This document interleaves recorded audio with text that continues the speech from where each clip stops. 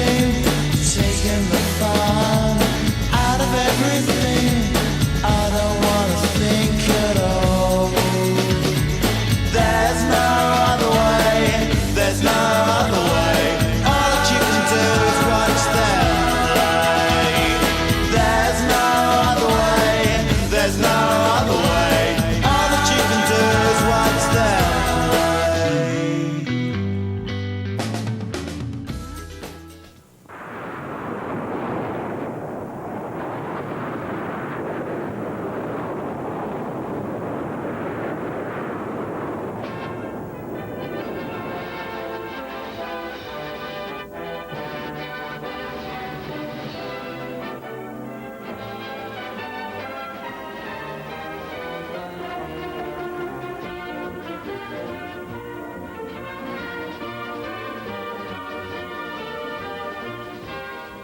Hello and welcome to Hurricane Football Highlights with Coach Mike Yearwood.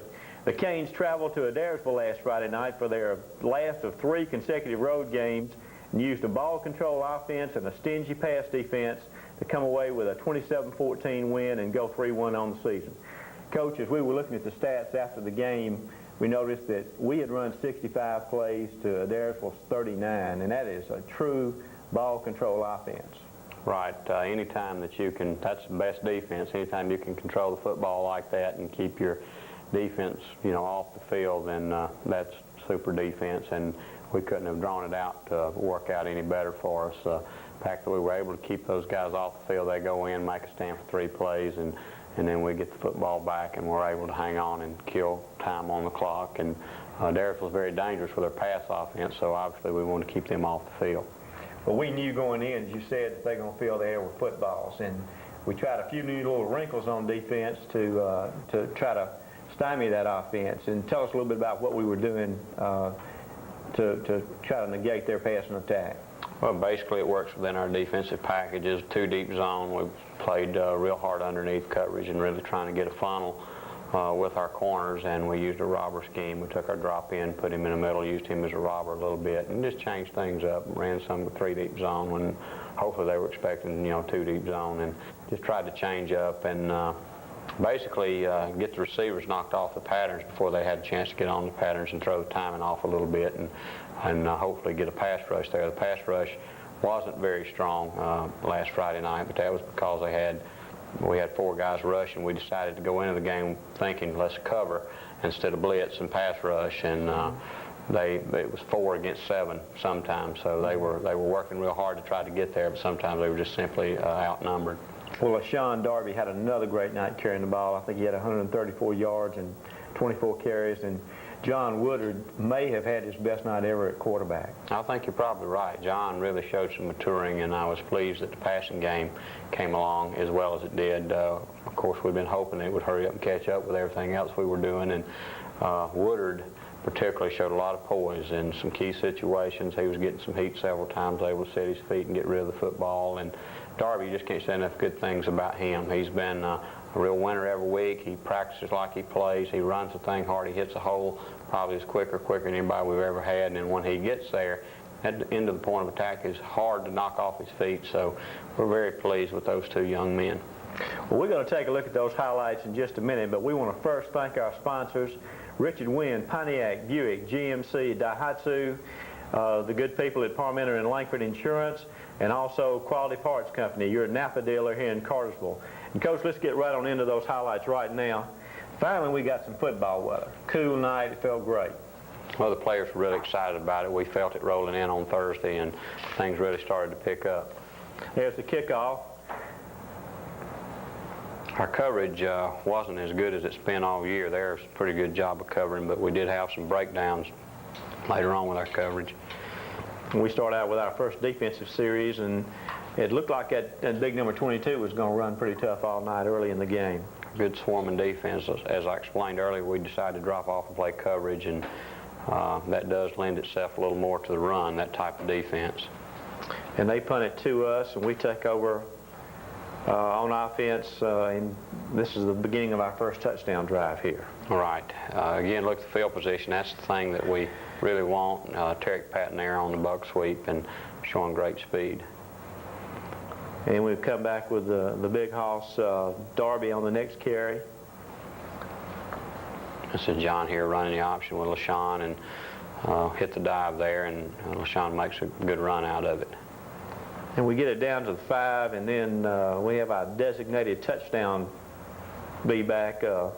Kevin Henderson comes in and takes it in. Right. Kevin's, you know, he's built low to the ground, weighs about 200 pounds, very powerful in his hips and legs, and we like to just punch that thing in the end zone with him once we get down in that position. And Red again is perfect on his extra point attempt, and we go up 7-0. And they kick off to us, and I think Tim Green makes a real good play on this kickoff. Again, they're hustling down the field. We're just getting out of our lanes just a little bit, but that's pretty good coverage right there. Tim and Michael Robertson falling in on the tackle there. You see there the 4-man rush. They're setting up in the pocket. Parker does an excellent job of throwing the football right there. He is a very poised kid, and their passing game is going to be something that folks are going to have to contend with in the future. And John Mullen makes a big stop on this play. Right, big. I think that was the 4th down right there. 4th down, and we take back over, and we get another drive going. John doing a good job there on the 3-step drop game, and just a stop pattern out there. Mike Robertson finally brings it in. And here's John on the option. Again, he's just making such good decisions with the football. And LaShawn makes another good run on this play, but we get a penalty. It brings it back. Yeah, we had a low block there. Again, another great job of throwing the football there. Devin makes a good run. He fumbles. We do get it back, but that was just an effort fumble, trying to get the extra yardage. And this next play we throw to Tarek.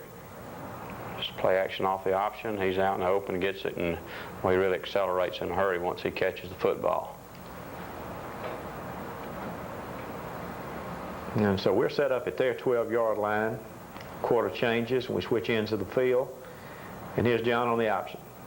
Another fine job right there. Tarek Patton did a super job all night long blocking downfield. He has a broken nose. We hope we can get him back for this week. And that's an excellent pitch there. Well executed. John made several real good pitches on the option Friday night. He's really getting a knack for running this play here, and that's a credit to Coach Lamb. He works him every day and gives him sufficient repetitions so he can get a little better with that series. And of course, Kevin scored the touchdown, and Rhett is perfect again, and now we're up 14-0. And Rhett gets to play a little defense on this kickoff. Yeah, this was a big tackle. If Rhett doesn't make that tackle right there, it wasn't quite big hit of the week, but if he doesn't make that tackle, it's probably 6 points. There, we just don't play the dump pass very well. The robber was in position to play it, and we just didn't get there. But nice catch by the tight end for Adairsville. Now he gets there on that one and tips it up, and we get the interception. Again, Robert Richards, and he gets a nice return back up to the 40.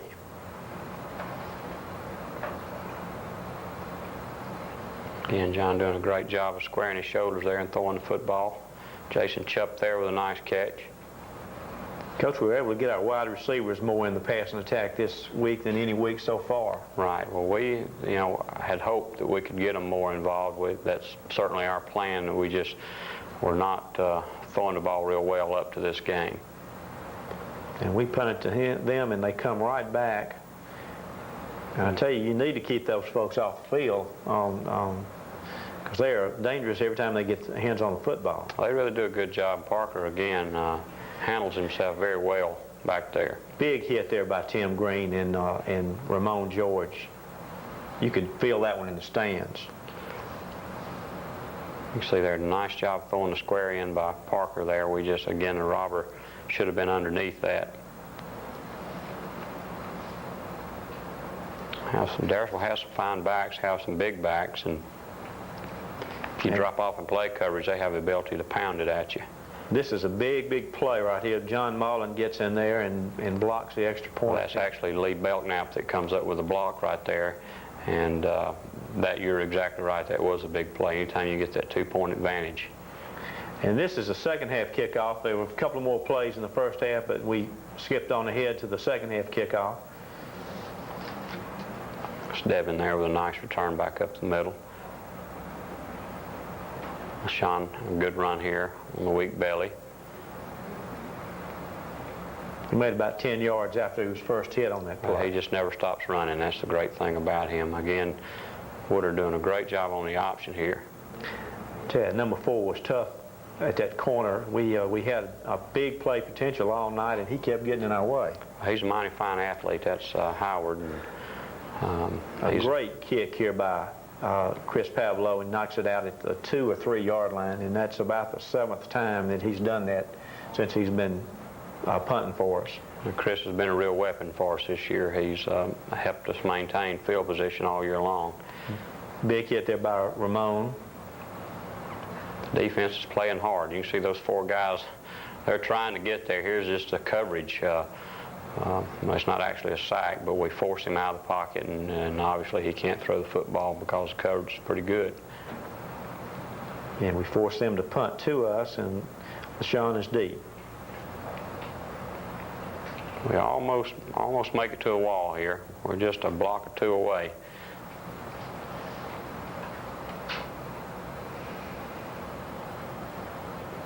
John doing a great job of pulling up off the weak side blitz there and finding his tight end. They were giving us pressure from that side too. He did a great job standing in there with that pressure coming Trying to in. contain us. There goes LaShawn again. And John on the waggle, finding the fullback.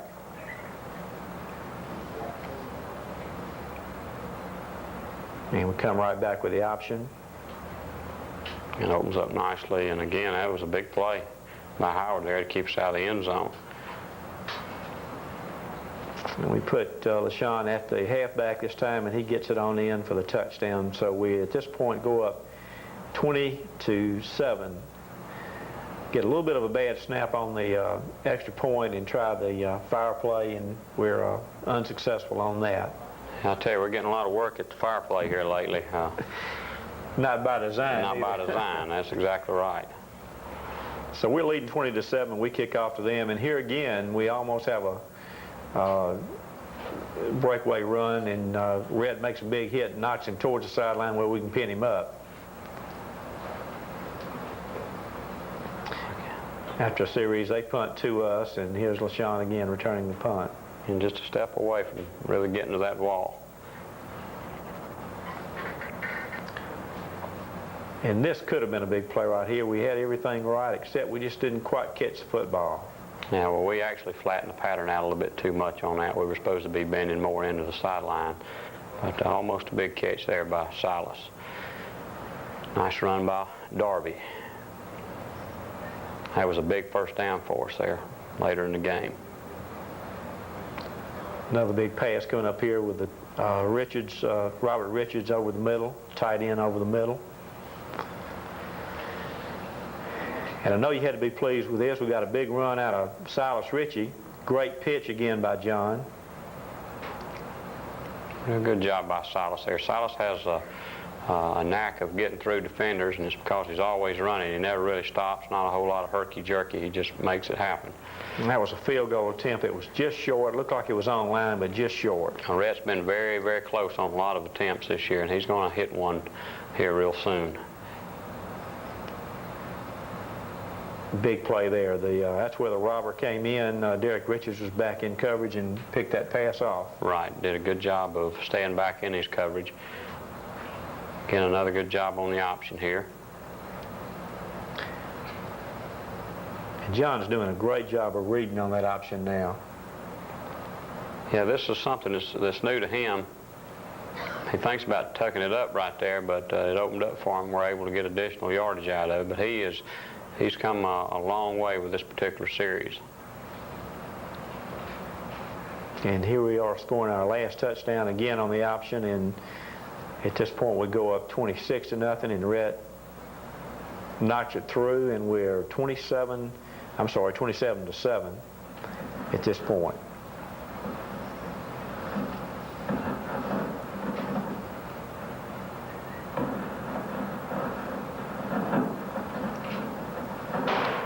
with a kickoff here. We like to use Rhett in a pooch kick situation to get our coverage down the field.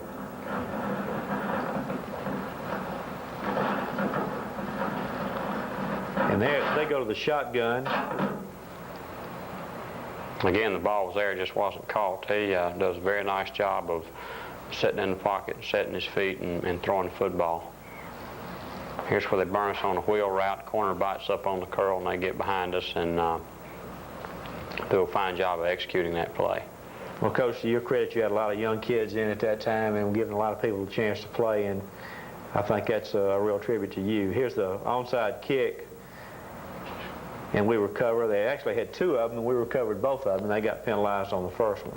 Well, actually, our sidelines brought it to their attention that if you kick it before he whistles the ball, then it's illegal procedure, so that wasn't very smart on our part after we had recovered the first one.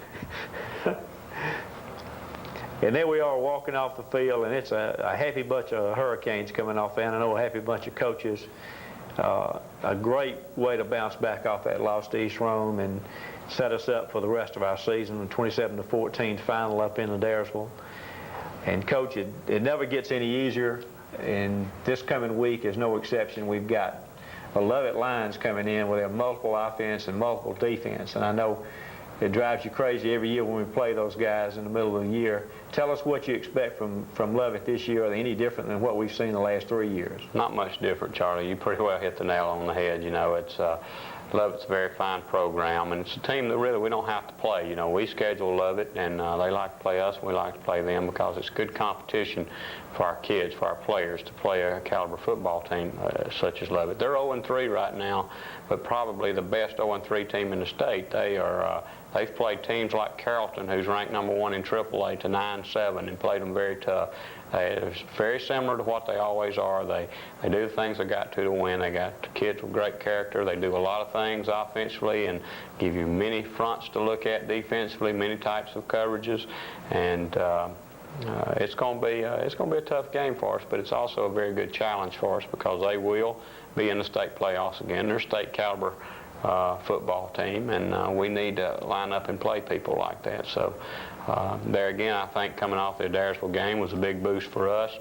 I think we are gaining some confidence. We're seeing that we can do some things, and you know, I look for a very good football game Friday night. Well, it's got to be a good rivalry, even though it's only about 3 years old. I know it's one that the coaches and the players and the fans even really look forward to now, and it's one that we would love to win, and I'm sure we'll do everything we can to win it this week. We sure will. Coach, best of luck to you, but before we go to break, I want to mention the car show coming up this weekend, and this is a big fundraiser for us, and it's a big help, and we want to remind all you people out there to make sure you attend the car show. Come by and have a hot dog and some Cokes and popcorn and whatever else, and take a look at those cars. It's a big fundraiser. I want to thank Charles Floyd and Faye and Terry Harris and Sudie and all the other people that work on that car show for us. Yeah, those folks, they work very hard. Last year, Charles, with his efforts, was able to raise us about $2,400, and we need to get a lot of people out there to help and get a lot of people out to take a look at those cars, and it's very exciting. It's something we think is going to get bigger and bigger every year, and that's a real credit to Charles Floyd. He works awfully hard. He sure does. And we'll go to commercial right now, and when we come back, we'll have our senior spotlight with this week's seniors, Chris Branton and Chris Pavlo. Hello, and welcome back to Hurricane Football Highlights. This is our segment that we call Senior Spotlight, and tonight we have two more of the fine seniors for the Canes this year. Number 74, nose guard and offensive guard, Chris Branton, and also number 23, punter and holder on the place kicking for Rhett Rutland, Chris Pavlo. We'll start out with Chris Branton and talk to you a little bit about going both ways. I know you've played both nose guard and offensive guard this year. Tell us a little bit. I know Friday night was a little bit better because it was cooler, but what's it been like going both ways so far this year? Well, the first game was really difficult because I didn't know exactly what to expect, but they've started to get a little easier, and I've been getting help from Fang coming in and taking me out when I need a break. Yeah, he played well the other night and gave you a brief break there, and I know you appreciated that, even on a cool night. Yeah. It's nice to get a little bit of rest. Chris, you have really developed in our weight program and gone from, I guess, around 210 when you first got in to what, about 255 now. Tell us a little bit about what you've done on the weight training program and what your bench strength is now on your bench press. Well, when I first entered 9th grade, I weighed about 200 pounds and wasn't benching but about 135 pounds. And I've slowly increased, and I weigh about 255 now and bench well over 300 pounds.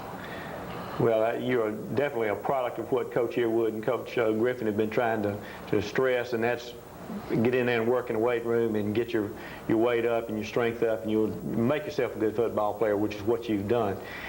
Defensively, we're trying some new things up in the front this year. Tell us a little bit about what role the nose guard plays in that defensive scheme. Well, last year and the years before, we were sort of catch and read and see where the backs are going. This year, we're doing a lot of slanting inside or outside, like straight into the gap and out of the gap. And the nose guard, basically, I have to control both A gaps.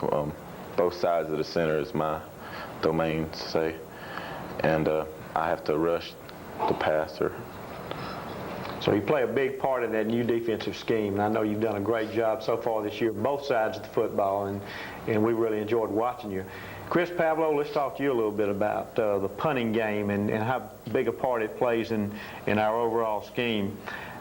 Specifically, I know since I've been watching you kick, you've kicked the ball dead inside the 10 7 times, and that's a big, big offensive and defensive weapon.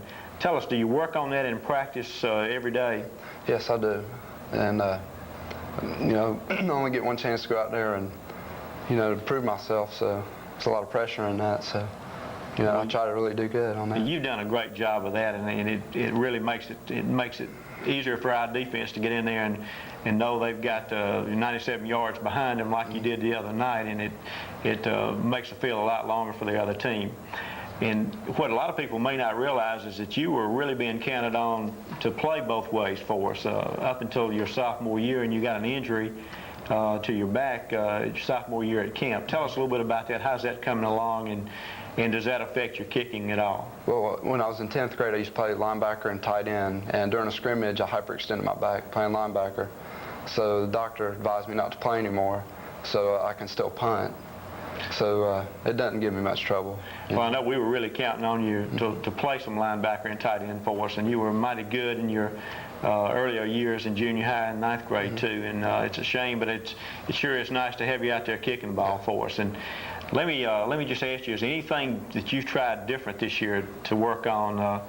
Have you changed the steps or anything like that? Well, I have gone from 3 steps to 2 steps. That gives me a lot more time to get the ball off.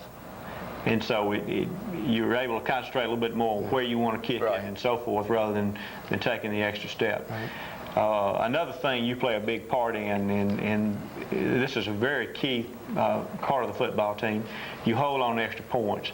Tell us a little bit about what that involves, and do you talk to Rhett right before he kicks it, and you know, how does that situation work? Well, I think Rhett has a lot of confidence in me because we practice every day together. I'm holding for him, and really I just tell him to go out there and make it, and you know, not to worry about it.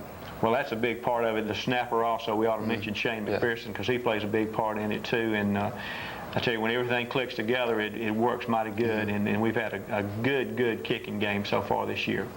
Well, let's ask you a little bit about what your plans are after high school. Chris, what do you plan to do? You going to try to play ball after you get out of high school? Yeah, I hope to play for college when I finish high school. Well, I wish you the best. Chris, what about you? What do you plan to do after you finish high school? I'd like to go to college and major in some type of engineering. Well, that's great. Well, best of luck to you. We've got a big one coming up this week, Leavitt. Both of you have been against them 2 previous years as sophomores and juniors. Tell us what you're looking for, Chris Branton, from Leavitt this coming week. I know on defense they're always really quick and really strong. They're always to the ball. So we have to get the ball moving early. And on defense, we have to rush their passing game because they pass a lot and very accurate. Well, Chris, I know field position is a big part of these Leavitt-Cartersville games, and I know you'll play a big part in that, and I'm sure you're looking forward to playing Leavitt too this week. So. Well, we appreciate you guys being with us. You're a real fine asset to the Cartersville High program, and we wish you the best of luck the rest of the year and whatever you decide to do after high school. And we'll take a break right now, and then we'll be back with Coach Chris Ramsey and our positions of the week, the bandit on defense and wide receivers on offense. Welcome back to Hurricane Football Highlights. Coach Chris Ramsey is entering his second year with the Canes, and this year's responsibilities, his positions are wide receivers and the Bandits on defense. Coach Ramsey, welcome to the show. Tell us a little bit about the positions you coach and the kids we've got playing those positions. Thank you, Charlie. It's a pleasure to be here. I'm working with the wide receivers this year, and it's been a lot of fun. We've got a great group of kids there. I've got 3 or 4 seniors and a couple of juniors, 1 ninth grader. We've got Derek Richards, who's been playing both ways some, and Derek's one of our primary defensive players. He plays sparingly on offense, but he's an integral part of our passing game. Then Jason Chupp, Mike Robertson are 2 seniors, and we use them to carry our plays into the game. They have an awful lot of blocking assignments. Their assignments are critical to us making the big play in our offense, and at the same time, they're the base in our passing game as far as our combination routes. So it's a good bit they have to do, and it's at times it's not a very glamorous or rewarding job, particularly the blocking part, but they've just given us a great effort so far. Probably the best that I've gotten out of my receivers in the last 10 years I've coached. They're just real consistent in the efforts there. And then backing those young men up, we have Jody Ray, Joe Crane, and Philip Thomas. And they've all done a real good job getting us a good-looking practice, and just a great group of young men to work with. And it's been a lot of fun. On the defensive side, I work with the Bandits, which is it's a kind of a cross position between a defensive end and an outside linebacker.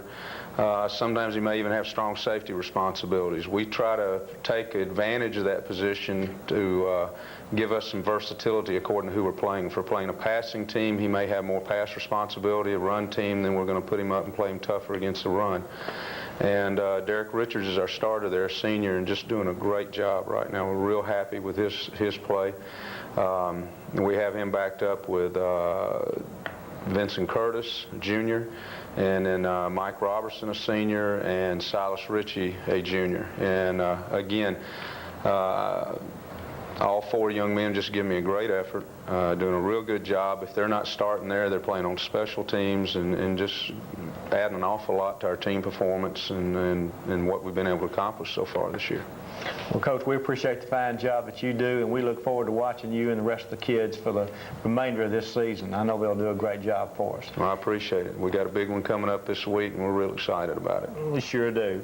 And we want to remind all you people out there that we have the full game replay coming up immediately following this show on Channel 4, so stay tuned for that. And we'd like to thank the production staff here at Cablevision Channel 4, Cheryl Coleman, who does a great job, Omar Nunez, who works the cameras each week for us, Jimmy Wilson, who helps us pull the highlights on Saturday morning, and Scott Curry, who also helps out in the production end of it. These people do a great job for us, and we appreciate everything they do for us. And we want to remind you to be here with us next week as we take a look at the highlights of the Lovett game and talk about the results that we hope will be successful against Lovett. That's all the time we have, and we thank you for yours. Good night.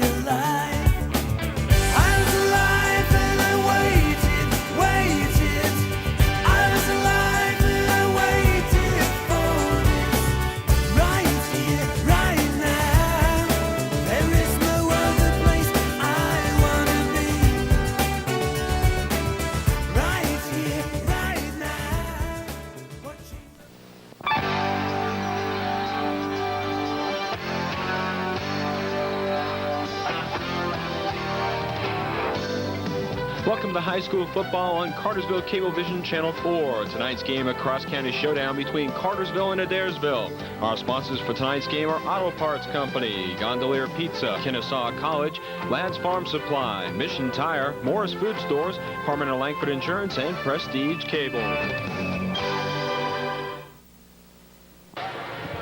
Good evening, everyone, and welcome to high school football on Cable Channel 4. Seth Hopkins along with Charles Bushell tonight. Cross-county matchup between Cartersville Purple Hurricanes and the Adairsville Tigers. Should be a great matchup tonight. Cartersville comes in at 2-1. They lost last week to East Rome 14-12, and they're looking for revenge this week. Meanwhile, Adairsville's off to a perfect start. They're at 2-0. They beat Cass early in the season, and Calhoun 2 weeks ago. They've had an extra week to prepare for the Purple Hurricanes coming in here. They have to be considered a little bit of an underdog. Cartersville's gotten a little bit more of the press in the early going, but Adairsville has played well both of their games early on. It should be a great one tonight, Charles Bushell. Yes, it should. A very good contest. Adairsville, of course, unbeaten right now. Cartersville, the toughest team they faced all year long. The Hurricanes, disappointing game against East Rome, a game they really should have won. All righty, and it's going to be a great one. We'll have the kickoff for you right here on Channel 4 when we come back to the Channel 4 Game of the Week.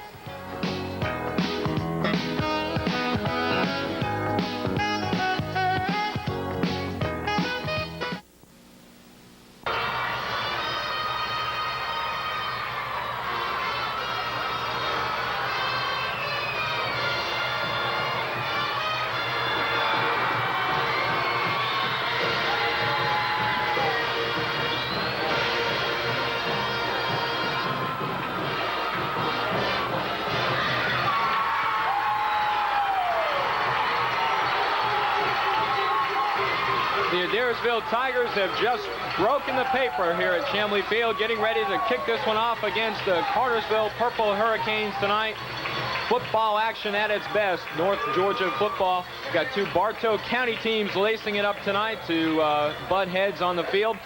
The Adairsville Tigers hosting the Cartersville Purple Hurricanes in what is always a big game between these two schools and really these two communities, Charles Bushell. It's really a once-a-year event. This is a great atmosphere. Both sidelines, as far as the stands, are filled almost to the rafters. More people coming in, so it's going to be a lot of tension, a lot of excitement, and we're hearing it already. All right, let's run down our starting lineups here quickly for you. Cartersville won the toss while we were away, and they declined it, so they will kick off first, which means they will be on defense. For offense for Adairsville, we'll see Chad Parker at quarterback, Jermaine Wilson and Jeff Bearden in the backfield as the running backs, Wendell Porter and Burmy Taylor, the outside receivers, James King, the tight end, Chuck Cowart, Ronnie Canada, Brandon Gullidge, Josh Shaw, and Richard Williams will be the offensive linemen. Going the other way for Cartersville on defense, you'll see Kevin Henderson, Adrian Harris, Chris Branton, John Malden, and Robert Richards up front on defense. Raymond George and Ricky Heath, the linebackers. Cornerbacks are Tim Green and Devin Henderson. John Woodard and Lee Belknap, the safeties. John Woodard now setting the ball down at the 40-yard line for Cartersville, getting ready to kick this one off. Cartersville last week against East Rome won the toss, also declined until the second half, and East Rome punched it in on the first possession, so it went against them last week. We'll see how well they do this week. It should be interesting. It's Brian Carlton back deep. He's the center fielder there for Adairsville. They break, and we're about maybe 20 seconds away from kickoff. All right, John Woodard, the Canes quarterback, will do the kicking chores. As Charles said, Brian Carlton back deep for Adairsville. He's waiting at about his 5-yard line. Woodard says he's ready, and he's about ready to put his foot to the ball to get this one started. Adairsville and Cartersville, and we're underway. Ball is a high end over end kick. Carlton comes up, takes it about the 10-yard line, out across the 15, the 20, a wall in front of him, but he's going to be hit hard and finally brought down at about the 24-yard line for Cartersville out there. Just ran into a wall of his own blockers out there. Putting the final hit on him was Silas Ritchie, a defensive back for Cartersville. And the Adairsville Tigers will have it 1st and 10 on their own 24-yard line. First possession just underway here at Adairsville. Sort of first for both teams. Adairsville's not played a defense as good as Cartersville. Cartersville hasn't played a team that's going to pass probably as much as Adairsville has. Barker under center, gives to the running back over the right side. He's got about 5 yards before he's finally hit for Cartersville. Jeff Bearden on the run. Picked up, a good 5, maybe 6 after they spot the ball at the 30-yard line. So 2nd down and 4. Good running that time by Bearden. And we got wholesale substitutions already for Adairsville. We'll be looking to see that all night as they bring in the wide receiver package. 2 wide receivers both sides of the field. Straight back. Pass down the middle is going to be tipped up by Cartersville, and it's going to fall incomplete. Lee Belknap back in coverage. Pass was intended for Jermaine Wilson, who was split out wide to the right side of the field. So already you've seen the spread offense for Adairsville. You heard in a pregame show on radio that they threw the ball 32 times against Calhoun, and they expect to throw it at least that many times tonight. So it's going to be an exciting game if you like to see passing attack in high school football. Good defense, good coverage there by Cartersville at that time as they had 3 people there on the ball. Again, the give to Bearden over the right side. This time he doesn't get as much. He gets about 2 yards before he's snowed under by Cartersville, and he does not get enough for the first down. It was 3rd and 4. He picked up about 2 yards on a play, so 1, 2, 3 and kick for Adairsville on a start. This time the strategy of kicking the ball away after winning the toss does work for Cartersville as they'll get the ball back in fairly good field position. LaShawn Darby will be the lone setback for Cartersville, and he had a great game running the ball last week against East Rome. He's had some good punt returns this year. He's come close to breaking a couple of them. Punt from about the 20 by Burmy Taylor. It's straight up in the air. It's a pop fly. They're saying get away from it if you're a Cartersville player, and it only went about 10 or 15 yards. It rolls out of bounds at the Adairsville 47 or so. They're going to spot it at, so Cartersville will have good field position on their opening drive inside Adairsville territory already. And not a good kick at all that time by Taylor. It went straight up in the air. It was just a little pop fly. Well, you got to give pressure there to Cartersville as they put some pressure and probably forced the punter to maybe rush it just a bit. You saw Chris Roberts on the punt team for Cartersville get in there and pressure Taylor. Cartersville will bring it out. They run a double wing set, 2 wing backs, Darby the lone setback in the backfield. John Woodard the quarterback. They always run a man in motion. Fake to give up the middle. Woodard goes it himself up the middle and gets about 4 yards on the play. This is our first time having Cartersville on television for you this year. And if you haven't seen them, we'll be telling you a little bit about some of their formations. As we said, they run a double wing, wings to both sides. Usually Darby will be the lone setback. One of the wings, either Tarek Patton or Devin Henderson, will come in motion as the ball gets ready for play. And a lot of times they'll hand it off inside to one of those 2 players. 2nd down and about 6 after the gain of 4 by Woodard. They give to Patton. He's over left side, 40, 35, 30, down inside the 25-yard line for Cartersville. Tarek Patton on the counter give we were just talking about, and he picks up a good 20 yards on the play. Making it 22 officially. Great run, the reverse. As Coach Mike Earwood said, they're going to take what the defense gives them. Last week against East Rome, it was basically up the middle. They're apparently going to be able to run outside a little bit more against Adairsville, at least early. Adairsville is going to have to get their speed players to the corners quicker if they're going to stop Cartersville. They've got some good speed in those 2 wingback slots. 1st down and 10 from the 24-yard line for Cartersville. Woodard gives up the middle to Sean Darby over left side, 10-5 before he's finally brought down in the backfield for Adairsville. Good tackle to save a touchdown as Darby slashed over the left side and picked up almost 20 yards on that play. They spot the ball at the 5-yard line. Darby was the star last week. He had 149 yards and 1 touchdown, the 1-yard run. He was pretty much the rushing offense for Cartersville last week as East Rome had great pursuit as far as the getting the wideouts and the sprints. Adairsville a little slow on defense here. They've had 2 weeks off that may be telling on them. Woodard now gives to Patton. Patton inside. Darby. Close to a touchdown, but not quite getting there. That was Darby, rather, on the carry. He picked up almost 4. It was 1st and goal from the 5. He got 4. They'll spot it at the 1-yard line. Edgar McDaniel making the stop there for Adairsville. Adairsville with a 4-4 defense. The first time we've seen anything besides a 5-2 in our musings so far this year. So Cartersville will have 2nd down and goal from the 1. Stiff test here for the Adairsville Tiger defense. Again, double wingback set for Cartersville. Give to Darby up the middle. Darby pounds in for the touchdown. So Cartersville rather on the scoreboard first. We've got 8:17 to go in the first quarter. Cartersville on the board, 6-0. And coming out for the point after try will be Rhett Rutland. He's the place kicker for Cartersville. And he will try to add the extra point. Less than 4 minutes gone in this one already, and Cartersville on the board. Not bad. It's about a 48-yard drive there for Cartersville as they managed to run the ball at will. Pavlo, the holder, the kick is up and good by Rhett Rutland. So Cartersville leads this one 7-0, and we'll be back right after this short break.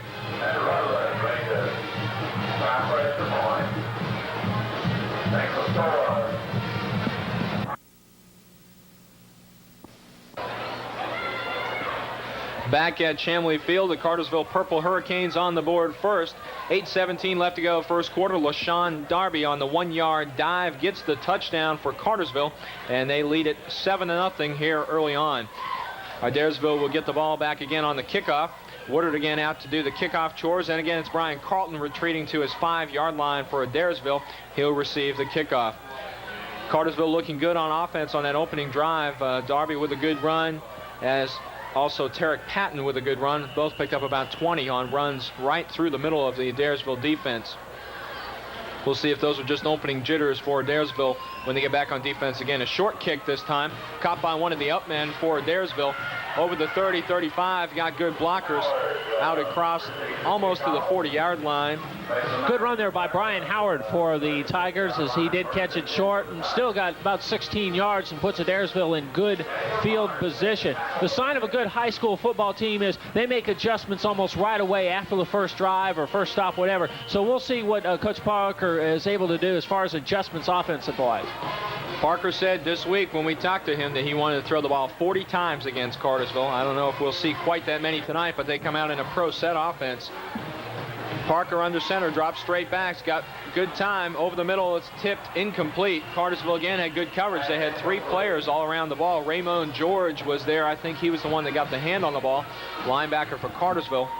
Pass was intended to James King, and it was a little high, and still good coverage by Cartersville as they know that Adairsville is going to pass, so they're right now at this point having very good coverage.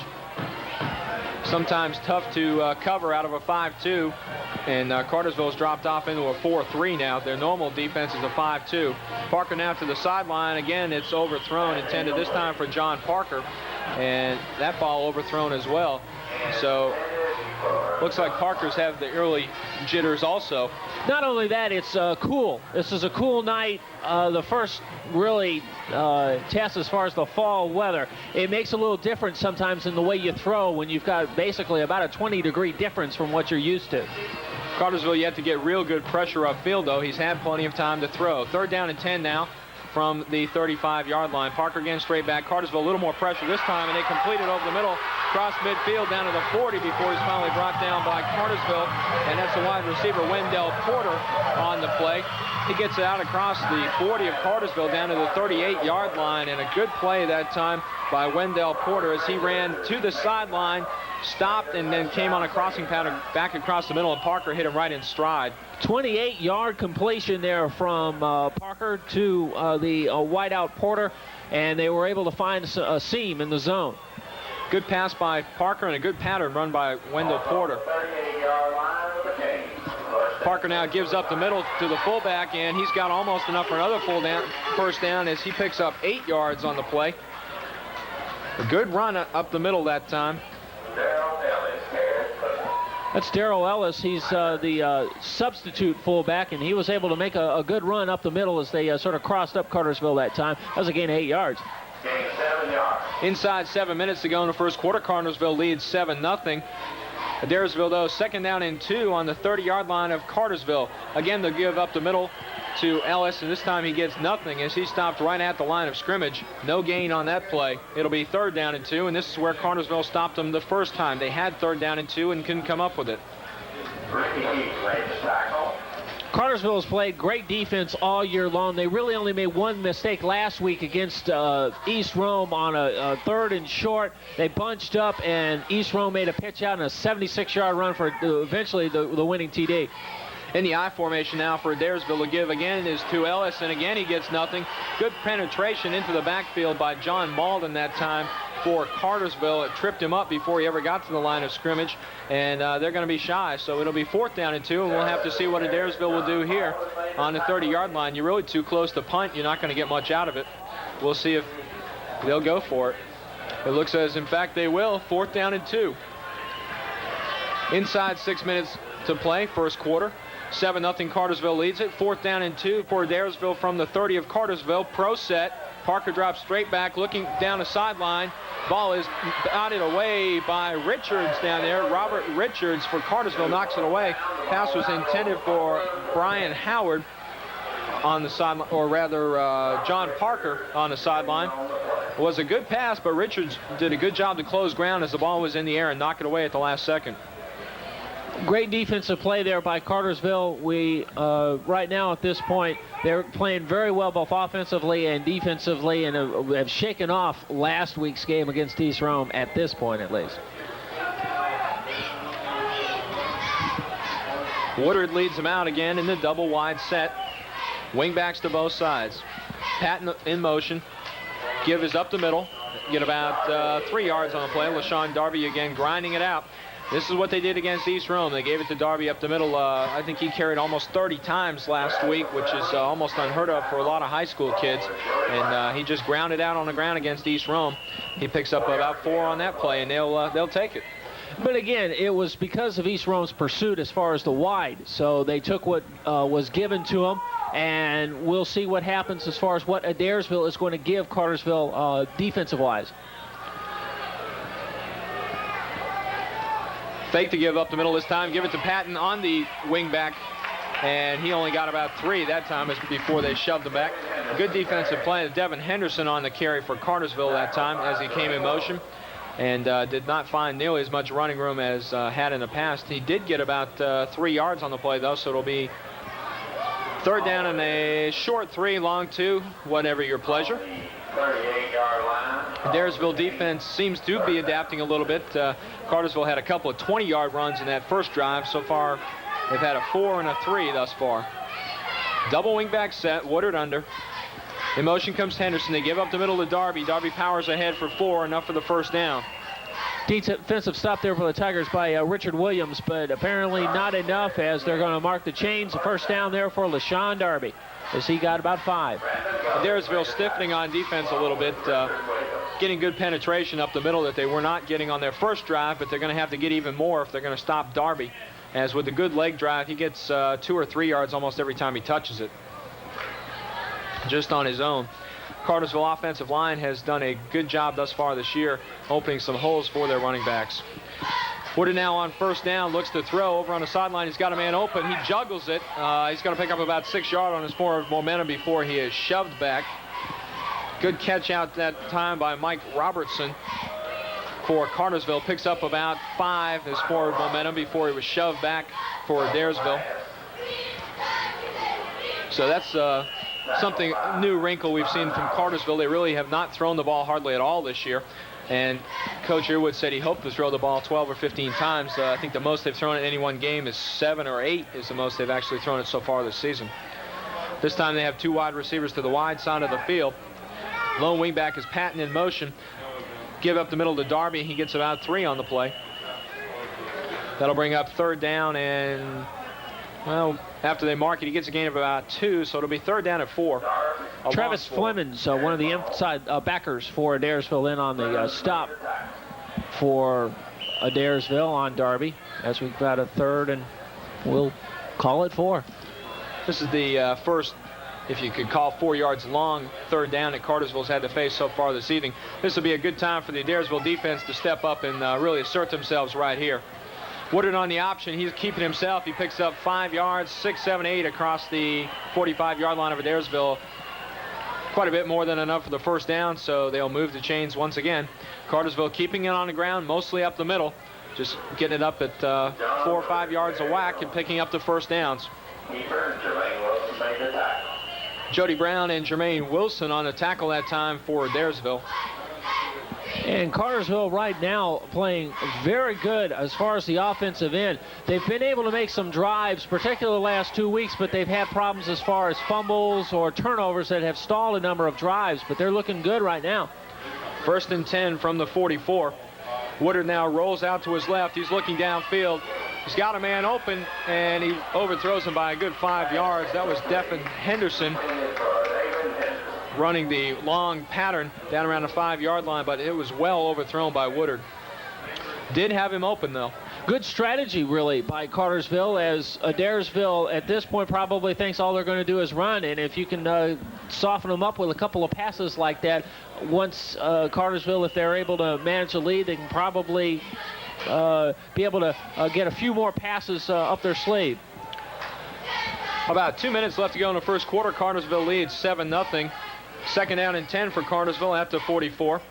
Give up the middle to Darby. Darby bounces off the pile. He's across the 25 down to the 20-yard line, or 30-yard line rather, before they stop him. Flag down on the play, though. Darby that time again picked up another 1st down, but we'll have to wait and see what the flag is going to be. And it's going to be a chop block against Cartersville, so that'll back them up 15 yards. And that'll give them 2nd down and a mile when they have to go for this one. Inside 2 minutes to play in the first quarter. 7-0 Cartersville leads over Adairsville.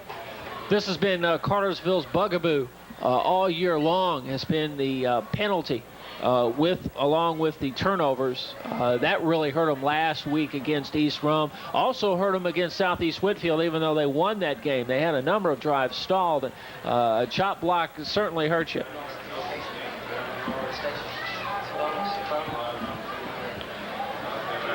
And with that chop block, they move him back 15 yards from the spot of the foul, so that'll back him up 15 yards.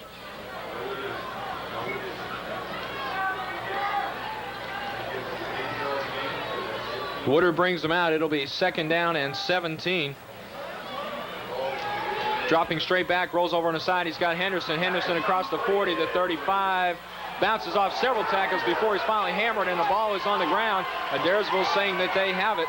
Adairsville saying that they have the ball.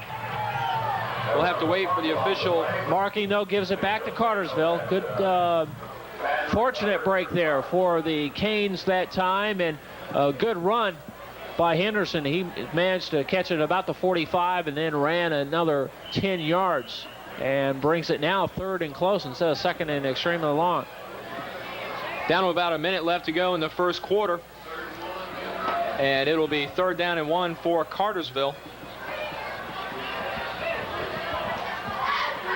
John Woodard brings them out in the double wing set, 3rd and 1. Give up the middle to Darby. Darby is stood up, but he's got enough for the 1st down as he keeps his legs driving, it looks like. We'll have to wait and see where exactly they'll spot the ball, but it does look like they've got enough. Richard Williams and a couple of his friends in on the stop there for the Tigers. Travis Fleming's also in on the stop for Adairsville, but it's going to be enough for 1st down. So Cartersville continues to move the chains on this drive. They're only picking it up 3, 4, 5 yards a whack at a time, but it is enough to move the ball against Adairsville here in the early going. They lead this one 7-0. About 30 seconds left to go, first quarter. Ball control against a team with a high-powered offense like Adairsville is important, so Cartersville probably will try to grind it out as much as they can to keep it out of Adairsville's hands. Give up the middle again to Darby. Darby doesn't get anything this time as Adairsville knew where that one was going. That may be the last play of the first quarter as we're inside 10 seconds left to play first quarter. And they're going to let it just run down. So we'll go to the other end of the field, and when we do, Cartersville will have it 2nd and 9. So we'll be back right after this short break.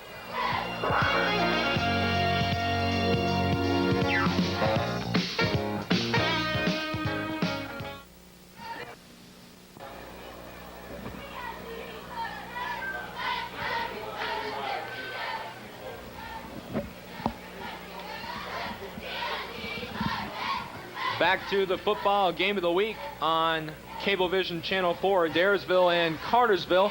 Cartersville leads 7-0, and a little bit of trick strategy there. They tricked us as there was 1 second left on the clock, and Adairsville called a timeout. They want to make Cartersville run another play before we swapped ends of the field. So Cartersville will have it 2nd down and 9. 1 second left to go in the quarter. They're on the 32-yard line of Adairsville. Fake the pitch out, pass over the left side of Patton. Patton across the 20 to the 15 before he's tripped up. Woodard that time faked up the middle to Darby and threw over the left side of Patton. Patton picked up about 14 yards on the play, enough for a first down. So when we come back, Cartersville will have it 1st and 10 on their own side of the field. And we'll be back right after this.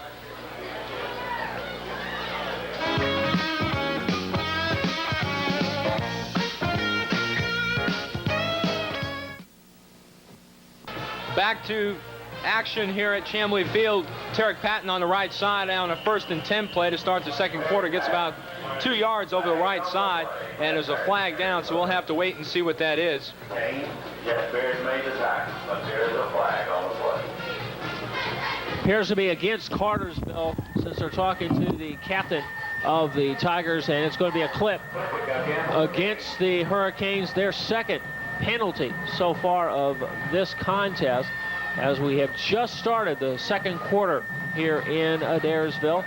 Cartersville leading 7-0 on a 47-yard drive that ended with a 1-yard run by LaShawn Darby, and this is the second drive now by the Canes. Started at their own 30, had gone in all the way down to about the 15-yard line, and now moved back 15 yards because of the clip. Instead of 1st and 10, it is now 1st and 25. But Cartersville's been able to take care of everything at this point.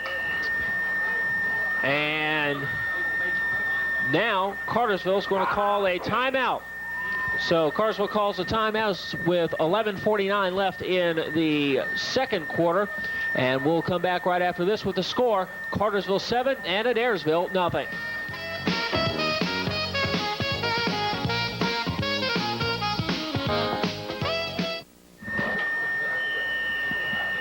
After the timeout by the Hurricanes, they line up in offense with Woodard.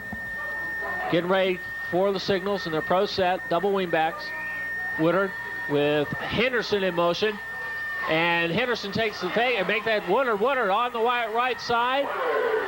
And John Woodard, the quarterback, faking to the fullback, running it up to the right side, and he's going to be tackled, run out of bounds at about the 15, make it the 14.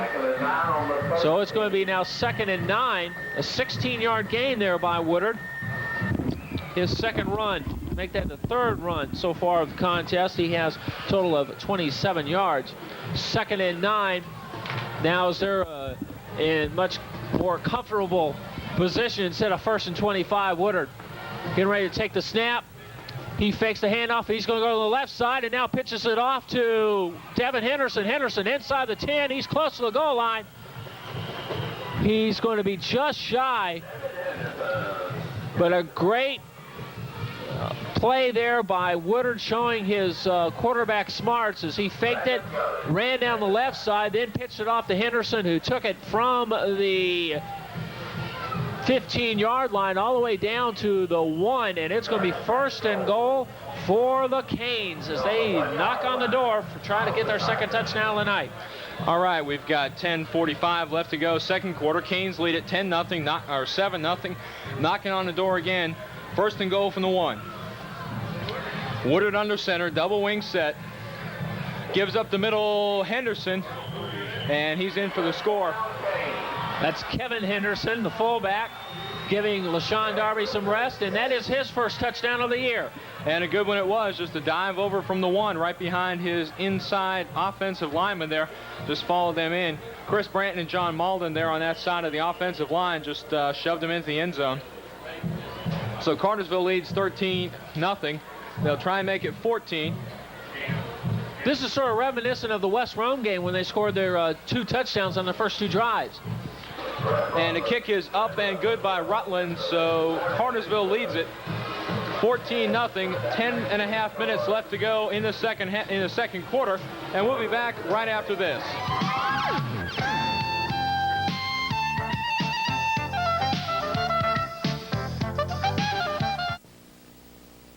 Rutland kicking off for Cartersville, taken by the up back for Adairsville across the 30-yard line. It gets a before he's finally ridden out of bounds for Cartersville by the kicker, Rutland. That was Brian Howard on the run back, and he got almost 15 yards before he was finally shoved out of bounds. Great defensive play by Rutland, because Howard managed to bounce off, and if it wasn't for Rutland, he could have been gone. That may have been a touchdown, so that was great defensive play there by Cartersville. Almost a 36-yard line now for Adairsville. Their third drive, and see if they can get something going. They do not have a first down yet, or they have one first down. Alrighty, so Adairsville will have the ball 1st and 10 on the 35. Up the middle they go across the 40-yard line. Good running that time on first down for Adairsville, and they pick up almost 6 yards on the carry. Kevin Henderson on the tackle for Cartersville. Good running that time for Adairsville. That's Brian Howard, man who almost did a great job on that kickoff return with we'll call it a 5-yard run there for the Tigers. A lot of kids we'll see tonight for Adairsville at the skill positions as they rotate a lot of kids out there. In the I formation now, Adairsville gives over the right side to Bearden. Bearden almost has enough for first down and second effort. He may have it as he got out there about 5 yards, was hit, bounced off, and on second effort plunged the nose of the football out across the 45-yard line. And they're checking to see. It's pretty close, but he's going to be a little bit shy of the first down. It'll be third down and less than a yard for Cartersville, or for Adairsville. And a good run there by Bearden. A good offensive line there blocking by the Tigers on third and very short. Quarterback sneak, and Parker gets ahead enough for the first down, and they'll have first down at about the 48-yard line. He picked up almost 4 yards on the play.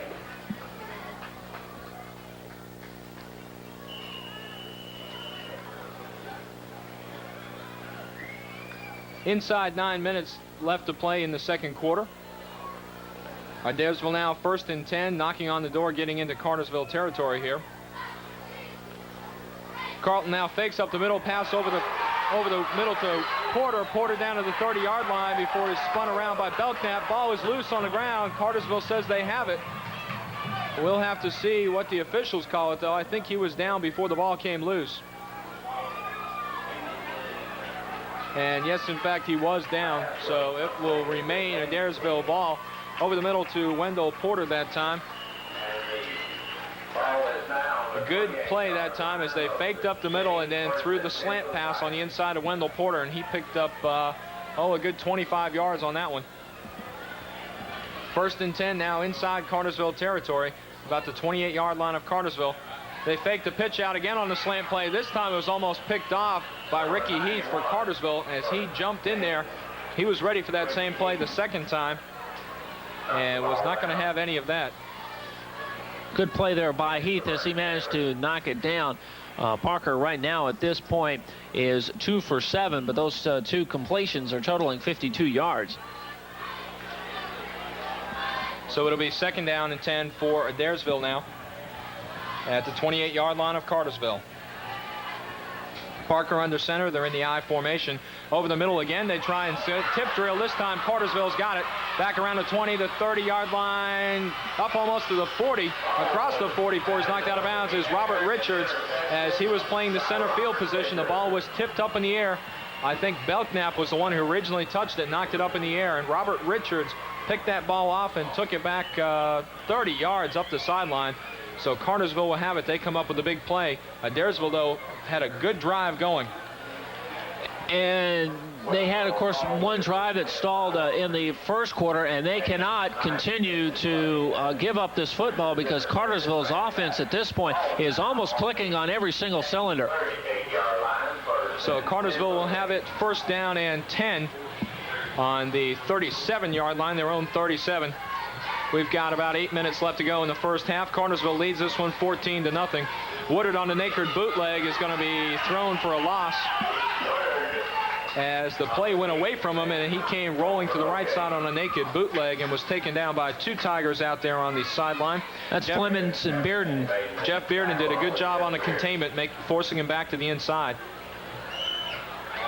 That'll bring up 2nd down and 11 for Cartersville. Adairsville Tigers playing spirited defense here on the last couple of drives. Cartersville, though, has come up with the big plays in this one thus far.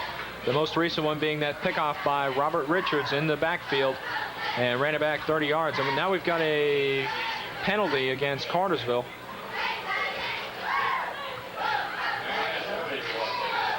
It'll be a 5-yard penalty against Cartersville, so they'll back them up another 5.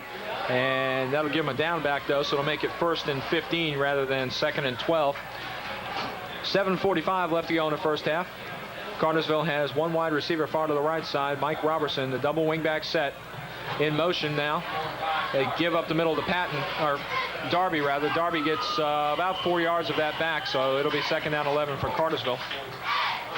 Number of Tigers in on the stop there that time, including Jermaine Wilson, their free safety, as it's 2nd and about 12, 3-yard gain that time. Joey Brown also in on the stop there for Adairsville that time. Adairsville with a good chance right here to mount a defensive stop and get the ball back with good field position, as the penalty cost Cartersville about 5 yards on that one. And now dropping straight back is Woodard, rolling to his left side. He's got a man open, and it's going to be caught right in front of us by Jason Chupp for Cartersville, who picks up the ball and picks up about 7 of the for Cartersville. 6.5 minutes left to go in the second quarter. Cartersville leads at 14-0. And Woodard has looked very good passing. He is so far 5 for 6, and this is the sharpest he has been this year. Third down and about 3 for Cartersville. They give to Patton on the counter inside. He's going to have enough for the first down. He picks up about 5 on the play before he is finally knocked down out there by number 3, Jermaine Wilson, for the Adairsville Tigers. But that'll be enough for the first down, and Cartersville moves the chains once again. They're inside Adairsville territory. Woodard that time handed off to Patton, one of those counter plays where the wingback goes in motion and takes the ball on a slant into the line, and he picked up about 5 on the play. Cartersville brings the ball out 1st and 10, just across the midfield stripe at the 48-yard line. Woodard barking out signals. Fakes to give up the middle, drops straight back. He's got a man wide open, but he overthrows him. Tarek Patton was wide open on the right side of the field, and Woodard just got excited and threw the ball over his head. I think Woodard was surprised to see him so open that time when he looked up. Trying to lead his man and just let him just a little bit too much. If he waited maybe, say, half a second, he would have been able to throw it right into Patton's reach and maybe another touchdown. Silas Ritchie was also in on that play in the backfield for Cartersville, so we're seeing some of the replacements early for Cartersville as they lead this one 14-0. Some of the kids we haven't seen it this early in a ball game this year. Ritchie's the one in motion. Woodard on the option gets hit hard at the line of scrimmage, and he's finally wrapped up. The initial hit was made by Travis Flemings for Adairsville, and a couple of his buddies showed up to put the final hit on Woodard and put him down. That was a great stick there by Flemings, as he managed to stick onto him and did not give Woodard a chance to bounce outside. So it'll be 3rd down and 10 now for Cartersville, as Mike Robertson brings the play in for the Canes. This is really their first long 3rd down. We can definitely say that now. 3rd and 10, a long play. Cartersville has to go for the first down here. They go with 2 wide receivers to the far side of the field. The back is Darby. Woodard rolls out to the right side, throws it downfield. Too high. Was intended for Robertson. Would have been enough for the first down, but it was a little bit too high. Robertson went up, and it just went through his hands as he was unable to bring it down. So Cartersville will punt, and I believe that'll be their first punt in the ball game. Pavlo coming out to do the punting for Cartersville. Good defensive stop there by Adairsville, as their first 2 drives by the Canes resulted in touchdowns. We'll see now if this is able to lift the Adairsville offense, which started to come alive there at that last drive. Pavlo will be punting from about the 40-yard line. The ball spotted at the 48. Pavlo gets a low line drive kick, end over end. It hits at about the 20, bounces out of bounds at the 17-yard line. So a pretty good punt for Pavlo. If he could have kept it in bounds and got a little more roll, it would have been a great punt. But he puts Adairsville down inside their own 20-yard line to start this drive. We've got less than 5 minutes left to go in the first half, and Cartersville leads this one 14-0. Adairsville put together a good drive last time before they gave up the interception. They've got to do the same thing again on this drive. They're going to have to hit pay dirt. It's just like what we've seen for Cartersville. They've been able to move the football, but something happens, a turnover, penalty, whatever, has hurt them. This is what's happening right now at this point to Adairsville. They need to be able to strike gold. Adairsville 1st and 10 from their own 17-yard line. Parker drops straight back. He's got Porter open on the right side at the 30, the 35, up almost to the 38-yard line before he's thrown out of bounds for Cartersville by Derek Richards over there, coming up from his safety spot to knock him out of bounds. Porter again running a good pass route. I'm impressed with him as a receiver. He's run some good routes tonight, and Parker has put it right on his numbers. And he looks the ball into his chest and then looks upfield once he's got it. He's had a couple of good receptions already tonight.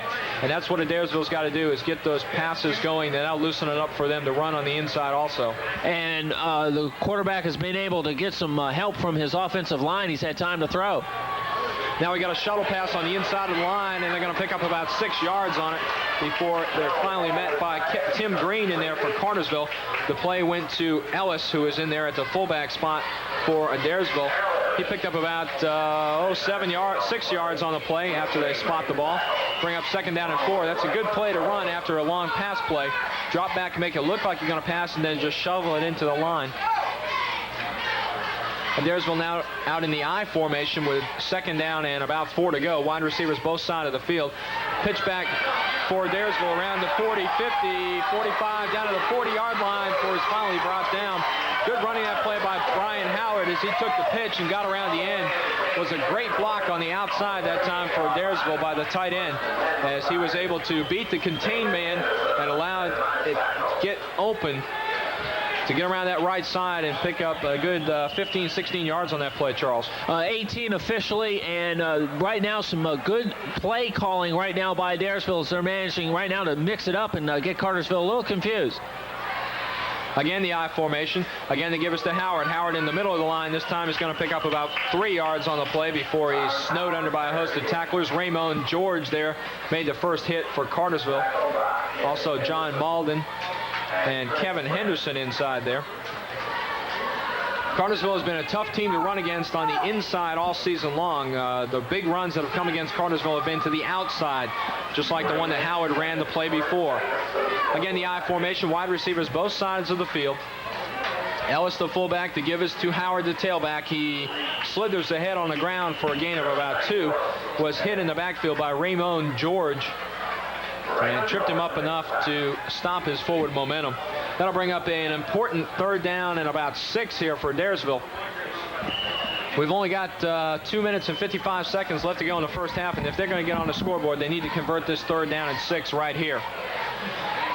Pro set offense, they've got 2 wide receivers to the left side of the field. Parker, a 2-step drop, throws it out to the right side, and a great defensive play out there for Cartersville by Tim Green, who hit the receiver just as the ball was coming down.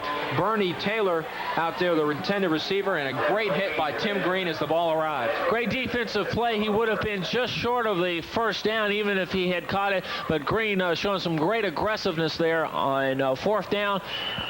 We'll see whether Adairsville decides to go for it. I believe they are going to. They really don't have any other choice. They've got the ball on a 35. A punt doesn't do them any good. There's only 2.5 minutes left to go in the first quarter, and they need to get on the scoreboard. I formation once again. Wide receivers both sides of the field. Taylor down the right side. Malden gets away. They've got a screen pass on the way, though. Howard with the ball across the 30. He's got enough for the 1st down, and that's Jermaine Wilson with the ball for Adairsville. He got enough for the 1st down as he got it across the 25-yard line of Cartersville. Was a good-looking play that time by Adairsville. They rolled out to the right side. They had Taylor streaking down the right side, and then they threw back to the left on a screen pass and picked up enough for the 1st down. Good running by Jermaine Wilson out there in the open field as he was able to elude a couple of tacklers who would have gotten him before he got the 1st down. Adairsville now needs to punch it in. They've got just about 2 minutes left to go in the first quarter. They're at the 25-yard line.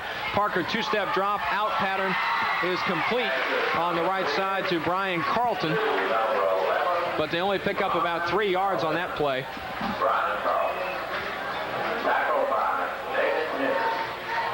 Ball at the 17-yard line of Cartersville.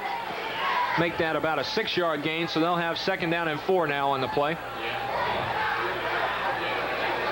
This forward momentum was a little bit further than we first thought. Pro set again for Adairsville. 2nd down and 3.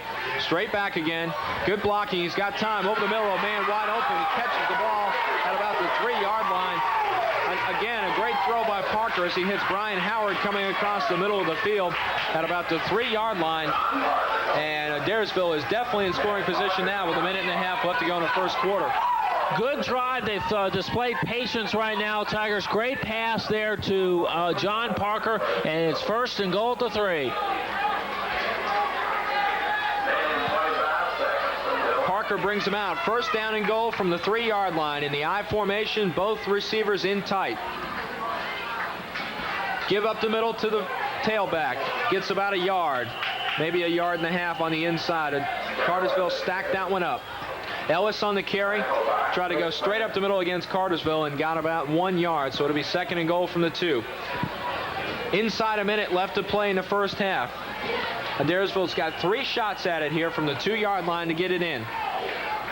They called 1 timeout earlier, so they've still got 2 left. Parker brings them up to the line. The tailback is Wilson. Bearden the fullback. Pitches to the tailback, and he gets in for the score. Jermaine Wilson with the score from the 2-yard line for Adairsville. And the crowd here at Chamblee Field loves it. Their hometown Tigers get on the scoreboard with only 32 seconds left in the first half, making it 14-6. Adairsville finally on the scoreboard right before the half. Coming out to try the extra point will be the quarterback, Chad Parker, and they've called a timeout to give him time to put the kicking shoe on. So we'll take a quick timeout here with 32 seconds left to play in the first half, and we'll be back right after this.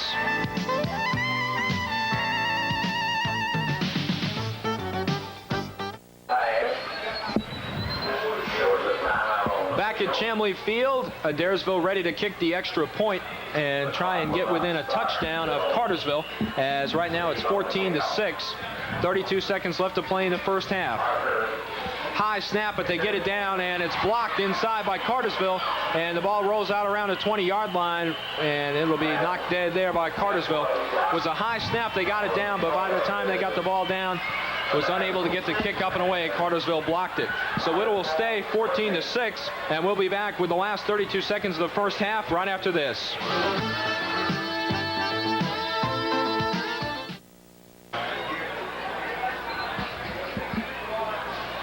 Adairsville on the scoreboard late in the first half. They trail 14-6 against Cartersville. 32 seconds left to go in this first half of action from Chamblee Field. Adairsville ready to kick the ball away from the 40-yard line. Is a line drive kick fumbling down the sideline. It's going to be picked up by Tim Green at the 20-yard line, back across the 25, almost out to the 30, before he is snowed under there by a bunch of Tigers. Cartersville will have 25 seconds, and we'll see if they'll try and do anything with the ball or if they'll just run out the clock here, ahead by 8 points and only 25 seconds to go before the half-time activities will be getting underway. I think at this point both teams have to be fairly satisfied. Cartersville's done very well on offense. Adairsville, that last drive showed that they can move on Cartersville's defense. First down and 10. They give over the right side to the fullback, and he doesn't get anything. He might even have lost a yard that time for Cartersville. Darby on the carry. Give him maybe a yard, and 5, 4, 3, 2, 1. They're going to let it wind down here, and that'll be the end of the first half of action here from Chamblee Field in Adairsville. The Cartersville Purple Hurricanes will go into the locker room leading this one 14-6. And we'll be back with halftime activities for you right after we take this 90-second break. You're listening to high school football on Cable Channel 4 and WBHF.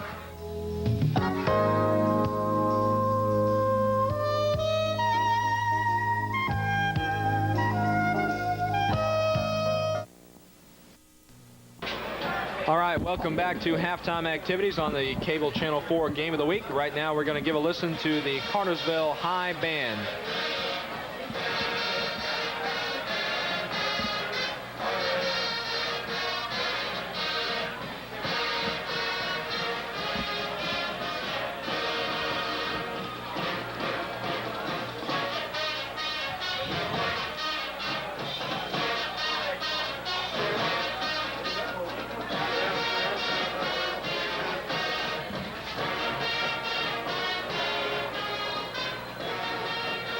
Halftime activities well underway here at Chamblee Field, and we're going to just give a listen tonight to the Cartersville Band and let you hear how the fine Purple Hurricane Band sounds on this Friday night.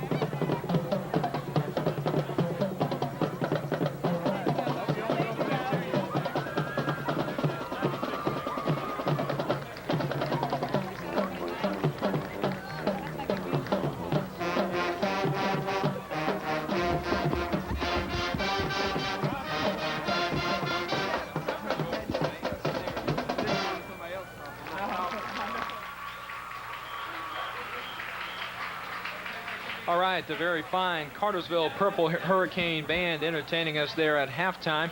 And we're going to go now to Charles Bushell, who's got a look at some of our halftime stats for us here on Friday Night Football. Right now, the one important stat is Cartersville leading this one 14-6, but Adairsville showing some pretty good guts there, coming back there close to the end of the first half and stuffing one in the end zone. And we'll tell you about that in just a moment. We'll go through the scoring summary at this point. It started with Cartersville after Adairsville was stopped 3 and out. Cartersville marching about 48 yards in for a score with LaShawn Darby, a 1-yard run, point after by Rutland, who has not missed a point after yet this year. Good 7-0. That was after 8:17 in the first quarter. In the second quarter, Cartersville on their second drive, marching 69 yards. It ended with 10:29 left in the first half when Kevin Henderson marched in on a 1-yard run, point after good, 14-0. Then Adairsville coming back with their best drive, and with just 32 seconds left in the first half, Jermaine Wilson on a 2-yard run made it 14-6. The point after, however, was blocked. Good defense by Cartersville in a play that possibly could have some ramifications later on as we go into this contest. And the score, where it stands right now, at 14-6. Statistics, unofficial at this point. For Cartersville, John Woodard has 4 carries for 28 yards. LaShawn Darby, 39 yards on 10 carries and 1 touchdown. Tarek Patton, 2 carries, but he's done very well, 29 yards. Devin Henderson with 18 yards on 2 carries, and Kevin Henderson 1 carry, but he did pretty well. That was a touchdown run. In passing, John Woodard presently 4 for 7 for 43 yards.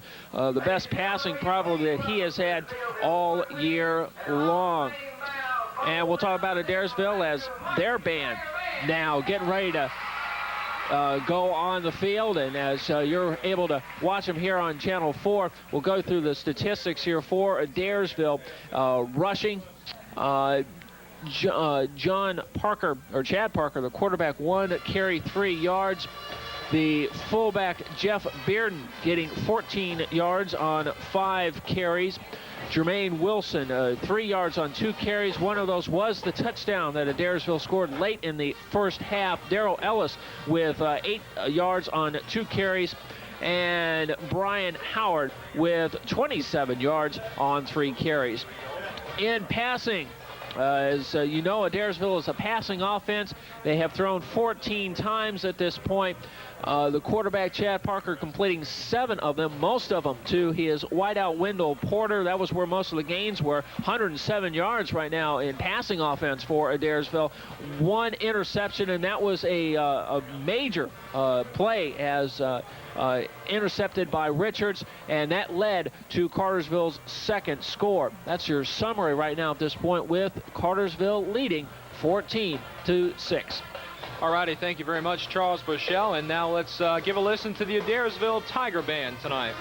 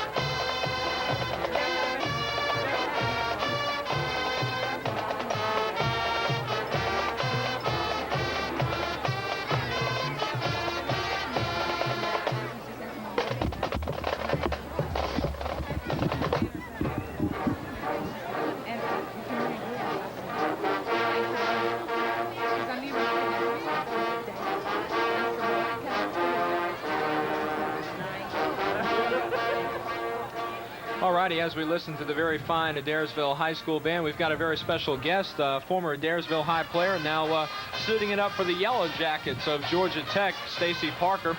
He's their snapper on field goals and extra points, and also one of their backup centers, and I guess a 3-year letterman down there at the Jackets. Is that right? Right.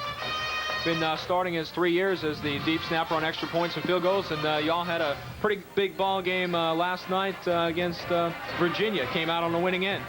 Yeah, we had a pretty good game. We had a few miscues, but everything else, it turned out pretty good. And you got in there on the final play of the ball game as Scott Sisson won it with a last-second field goal, and of course you were the one that snapped the ball to him. How did that feel, having a pretty big hand in a big play? Well, it felt pretty good. I did it, last year we beat Virginia the same way, and it felt real good. Like I said, I think Scott's a real good kicker, and if we just get it close, nobody's even worried about it because we think Scott, has got a good leg and he can do it. All right, and if people have been listening to our news, they heard a report over the last week or so about both you and Billy Chubbs. They're from in Cartersville, playing with Tech, two kids right down the road from each other, and you were telling me that you all played a little baseball against each other as well as a little football. Yeah, me and Billy, we go back, 3 or 4 years at Tech, and then, it goes back at least 4 years since then in high school, and we played against each other. Mostly we played against each other in football, but we never really got to go head-to-head. And most of our, head-to-head action was in baseball. Okay, and, you all were telling me last night you have a little bit of a rivalry when it comes to this ball game, that you both come up and you have to sit on opposite sides of the fields, and you do, when you come to this game, then normally you're on the same side of the field with Tech, but your impressions on this ball game thus far? Thus far, I think, Cartersville's playing a real good game. And I think if Adairsville can just get their offense going, they're having a little trouble with their defense right now, but I'm sure, Coach Parker's talking to them and he'll try to get it straight. But their offense, I think their offense will do a good job if we can just hold them on defense. And we haven't yet mentioned that you have an interest in the actual game because of a family member. Your brother's the quarterback for Adairsville, and I'm sure you come up and you'd like to see him do well while you're here. Yeah, I like to watch Chad. He's turning into a real good quarterback. This is his first year starting, but, I think with this year's experience and then next year, he'll be a real good quarterback. Any chance he's going to follow you down there to Tech? He really don't want to go to Georgia Tech because of the academics, but, he's real smart, so, if they pursue it a lot, then, there could be a good chance. All right, and for people in the area who are interested in seeing you play, you're going to be playing, I know, on deep snaps at least the rest of this year, and then any chance of cracking into that starting lineup next year? Well, yeah, not on offensive line because I'm really, I'm too small. But I'll be doing the punts and the extra points and field goals from now on. All right. So we'll hope anybody who's interested in seeing a local kid playing Division I football will get a chance to go down to Georgia Tech and see y'all play. And good luck to you the rest of the season. Good to have you stop by. Thanks. All right, that's Stacy Parker, a former Adairsville player here with us tonight as our train comes rumbling through. And they're competing with the Adairsville band here on the field. We're going to take a short break here, and we'll be back right after we take this 90-second break on high school football.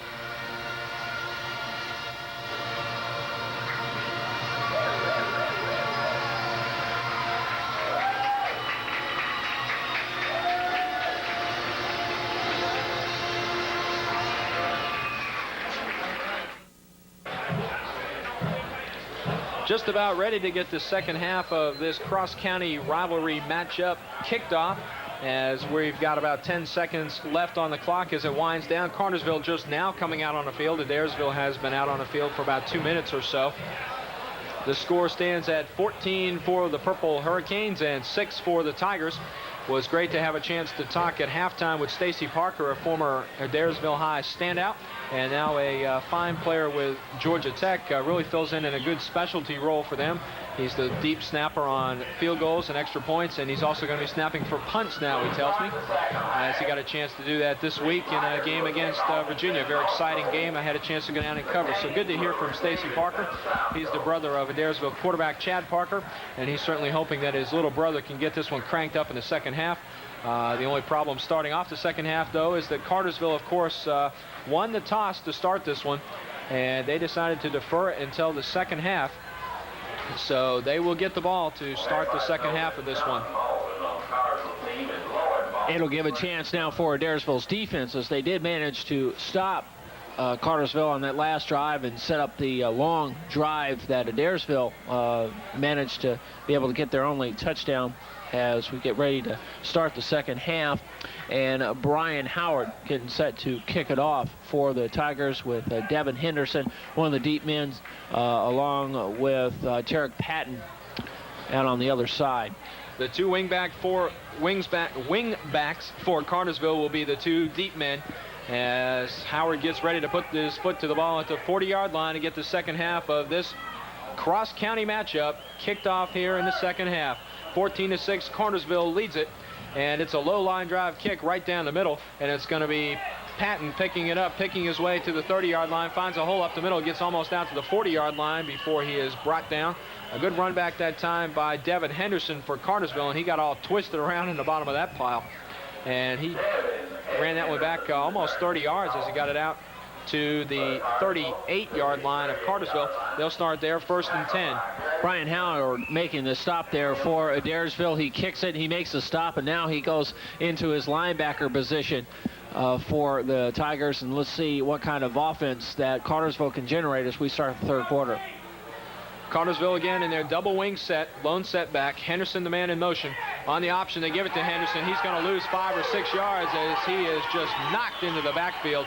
A good play in there that time for Adairsville. Brandon Gullidge was the man with the initial stop. That was a great defensive play. And Tim Samples also in on the stop for the Tigers. Haven't talked much about Gullidge or Samples as yet, but they are very fine defensive linemen. And they are both college prospects.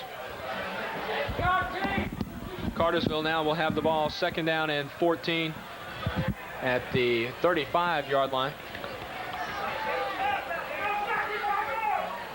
Woodard barks out the signals, gives up the middle to Darby. Darby bounces off one tackle across the 45 out to about the 47-yard line. So he got almost all of the loss and almost another 10 for the first down, but he's going to be just shy of the first down. Good run that time by Darby as he bounced off the initial pile and then ran it up over the middle for a good 13 yards on the carry. Darby listed as a fullback, but don't be deceived. He's got some speed. Once he gets past the initial line, he can really dart. He's had a number of good 38, 40-yard runs, and including a 50-yard run in the first game. So Woodard brings them out, and they got 3rd down and 2 to go here. Patton, the man in motion. Woodard again on the option. Woodard takes it himself, and he's going to bull ahead, but I still think he's going to be shy of the first down. He got to nose the football out to the 48.5, and he needed to get it to the 49, so he may be just shy. We'll have to wait and see exactly how they're going to spot this one. And it looks like they're going to bring this one in for a measurement. It's that close. From where I sit, it does not look like they've got the first down. We'll find out. A good defensive surge there by the Tigers with Tim Samples again in on the stop. And we will find out here from this measurement as they get ready to mark it. And if all those players would move out of the way, you can see that they're about less than a yard shy. But and I don't think there's going to be a real difficult decision. I think 4th and inches near midfield, third quarter. I think Earwood has enough confidence in his offense to be able to try to generate that. We'll see what Cartersville does here on 4th and less than a yard. We've seen them pick up about 3 on a quarterback sneak when they've run it in the past in a similar situation. Woodard barking his singles. Again, it's a double wing set from the 48-yard line. It will be the quarterback sneak, and Woodard does in fact get 3 yards on the quarterback sneak out behind the center. And he picks up enough for the first down easily behind the center, Adrian Harris. And they get enough for the first down to move the chains once again. 9:35 left to go, third quarter. 14-6, Cartersville leads this cross-county matchup between the Purple Hurricanes and the Tigers. Cartersville will bring it out 1st and 10 at the 48-yard line of Adairsville. Great night for football here. It's probably down to about 55 or so on the field. A lot crisper weather than it's been the last couple of weeks, and I'm sure the players are enjoying it. Patton again, the man in motion. Woodard keeps it around right side. He's got 10, 15 yards down to the 35-yard line of Adairsville before he's brought down by Brian Howard. Woodard that time picked up 14 yards on the carry, and there was no contain on that option. Nobody came up to force the hand of Woodard, and he just romped over the left side for 14 yards, picking up the first down. Ball's on the Tiger 39-yard line. 34. Again, right now at this point, Cartersville's offense really clicking. This is probably the best that they have played all year long. They've been consistent. Double wing, wide receiver to the near side of the field, give up the middle to Darby. Darby's got nothing. He's forced back. He might have even lost a little. Good defensive play again in there for Adairsville. Mark Wells that time made the initial hit and wrapped up Darby. Everybody else came in to add a little bit to that. And also on the stop is Bam Bam, Edgar McDaniel, the sophomore who plays one of the inside linebackers, and they're apparently pretty high on him. We've heard a lot of good things about Bam Bam McDaniel, and if there was ever a name for a linebacker, that's it. And he's done a good job in there tonight.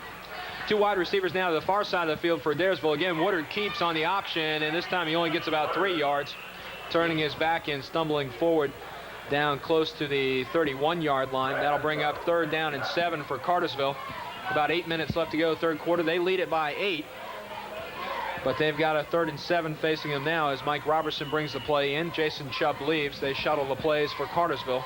Gulich on the stop there for Adairsville, but really not that bad of a move by Woodard, as he really wouldn't have had anything outside. He just stepped inside and managed to get 3 yards, which makes it 3rd and about 6, Robertson which means 3rd and 10. Robertson will go to the far side of the field. Henderson in motion. Give up the middle to Darby. No, they faked to give up the middle. Pass over the outside is incomplete by Woodard. It was a good fake up the middle. They had everybody faked, including me. But Woodard was not able to complete the pass. It would have been shy of the first down anyway. Trying to get it to Tarek Patton, and as you said, it was a little short, so now it's 4th down, 4th and long. 31-yard line. We're talking about a 48-yard field goal, and that's a little too long. They're going to try a punt. Cartersville will try and pin Adairsville deep as they'll try a punt from their own, or from the Adairsville 31. Pablo hit it at about the 40. He aims it for the corner, but it looks like it does get in the corner. It rolls out at the 2-yard line. That is a great punt by Pablo. He aimed it for the corner, and that's exactly where it went, pinning Adairsville down inside their own 5-yard line. Looked like it was going to roll into the end zone, but it took a hop at the last second and just popped out of bounds at the 2. And if you're Adairsville, that's not where you want to be, in the shadow of your own goalpost. Now we'll see, as far as Cartersville's defense, whether they put pressure on the quarterback, Chad Parker. Parker's been able to get his passes off with pretty much no problem. Now with them basically their backs against the wall, will Cartersville put some pressure on?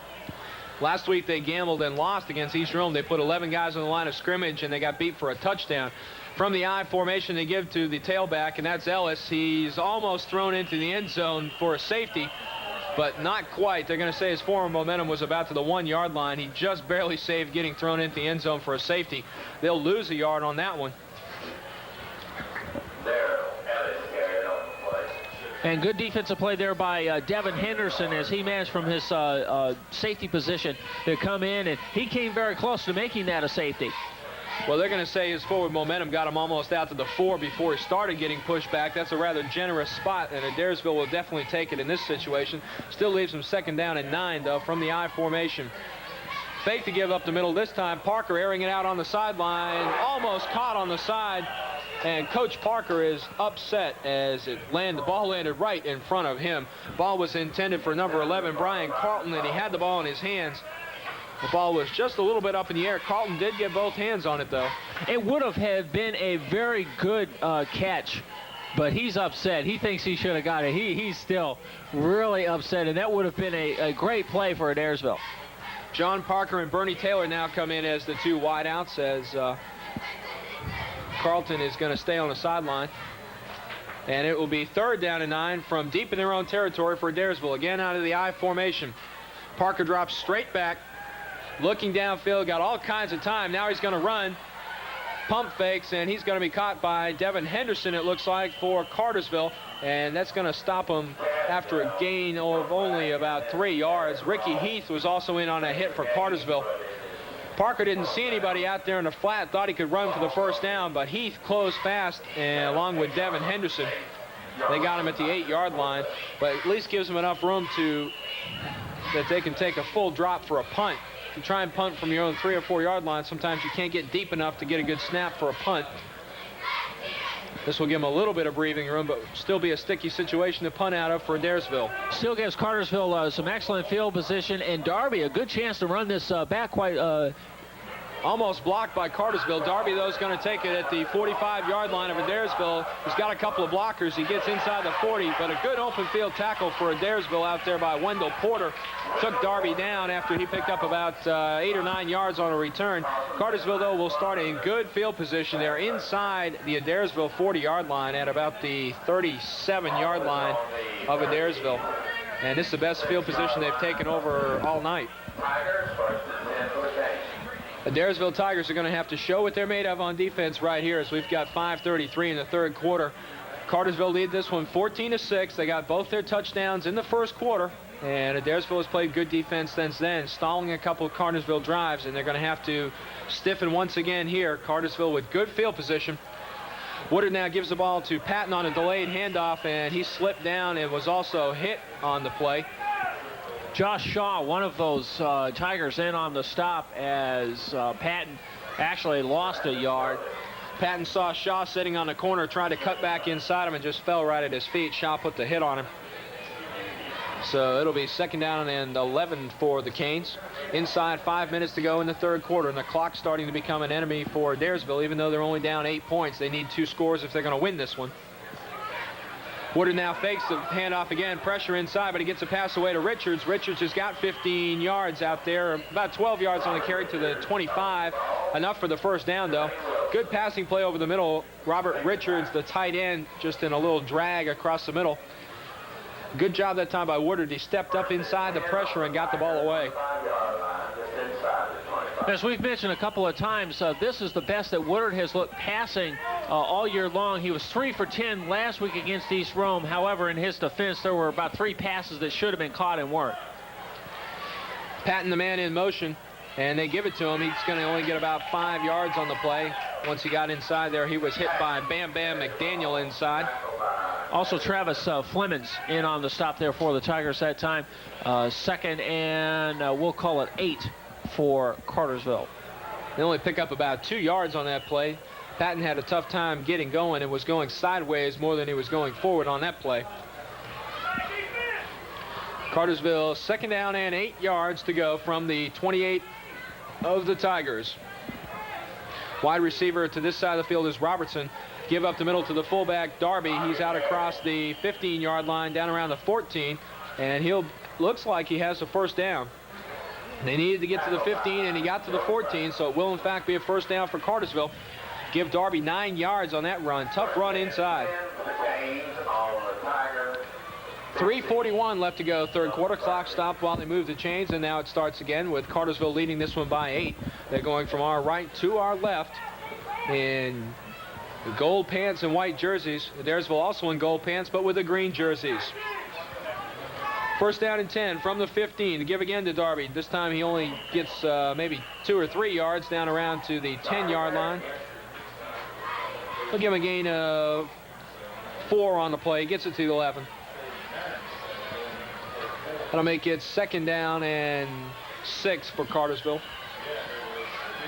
And Cartersville at this point taking their time. The clock starting to become their ally just a little bit. If they score here, they're in a very good position.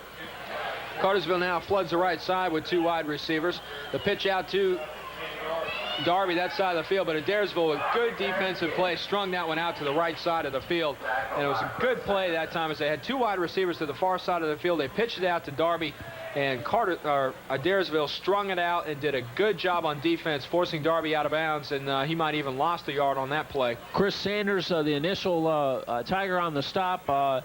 Travis Flemings also helping in, as well as a couple other Tigers. And now it's 3rd, and we'll still call it 6 for Cartersville. This will be a big stop for Adairsville if they can stop them here. 3rd down and 7. It's probably 2-down territory for Cartersville unless they elect to go for a field goal on 4th down if they don't make it here. Woodard now dropping straight back, rolls to his right, looking in the end zone, and he hits Robertson right around the first down marker before he's knocked out of bounds for Adairsville. It'll be close to see if he's got the first down. Mike Robertson on the catch for Cartersville. And they're going to have to measure this one. It's that close. Robertson was knocked out of bounds right at the first down marker. And they're going to have to measure.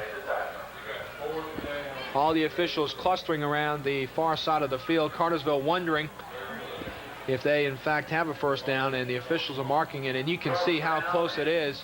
Just a little to go. They've only got about probably 2 inches to go. If you're joining us on our television broadcast, you can see it's probably about a slice of a bread's width. Okay, they're getting ready to mark it, and it is almost the hair of my chinny chin chin, if you want to put it that way. 4th and short, you know they're going to go for it. Even if something happens and they miss it, they still have Adairsville with their backs to the wall. 2:27 left to play, third quarter. Cartersville 4th and 1 on about the 10-yard line. They picked up 3. Last time they ran a quarterback draw on 4th down. We'll see if they go with the same play, and we'll also see if Adairsville is expecting it. Woodard, though, is going to hand off to Darby. Darby up the middle is shoved back, but I think he might have got enough to get the first down. We'll have to see where they spot this one.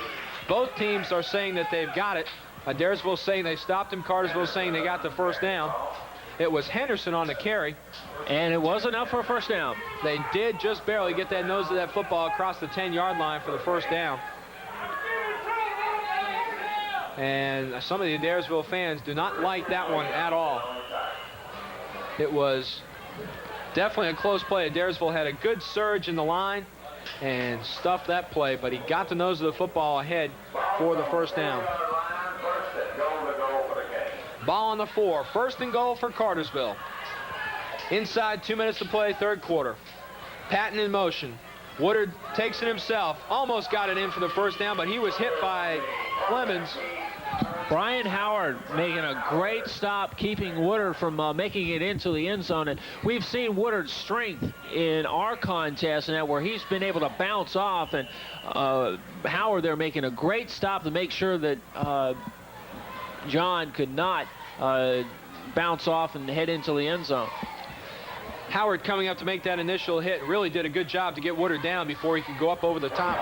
Clemens came on at the end and helped put the hit on him. It'll be 2nd and goal now from the 1, though. 1:10 left to go, third quarter. Woodard now gives to Darby. Darby over the right side is going to go in untouched. Touchdown for Cartersville from the 1-yard line for Darby. Darby runs it in for Cartersville. That'll make it 20-6 in favor of Cartersville. And Rhett Rutland will come on to try the extra point for Cartersville. For LaShawn, that is his 5th touchdown of the year, the 2nd of the game. Rhett Rutland has not missed an extra point so far in 1991. Got 1 minute and 11 seconds left to play, third quarter. Cartersville 20-6. Snap is fumbled. Pavlo, the holder, picks it up. He'll try and run with it. He tries to throw it now, and it's going to go incomplete in the end zone. It was a good play that time by Pavlo, even trying to make something out of it. And he got leveled by Brian Howard as he tried to throw that football, and he's walking gingerly to the sideline. But Cartersville leads it 20-6, and we'll be back with more third quarter action right after we take this timeout.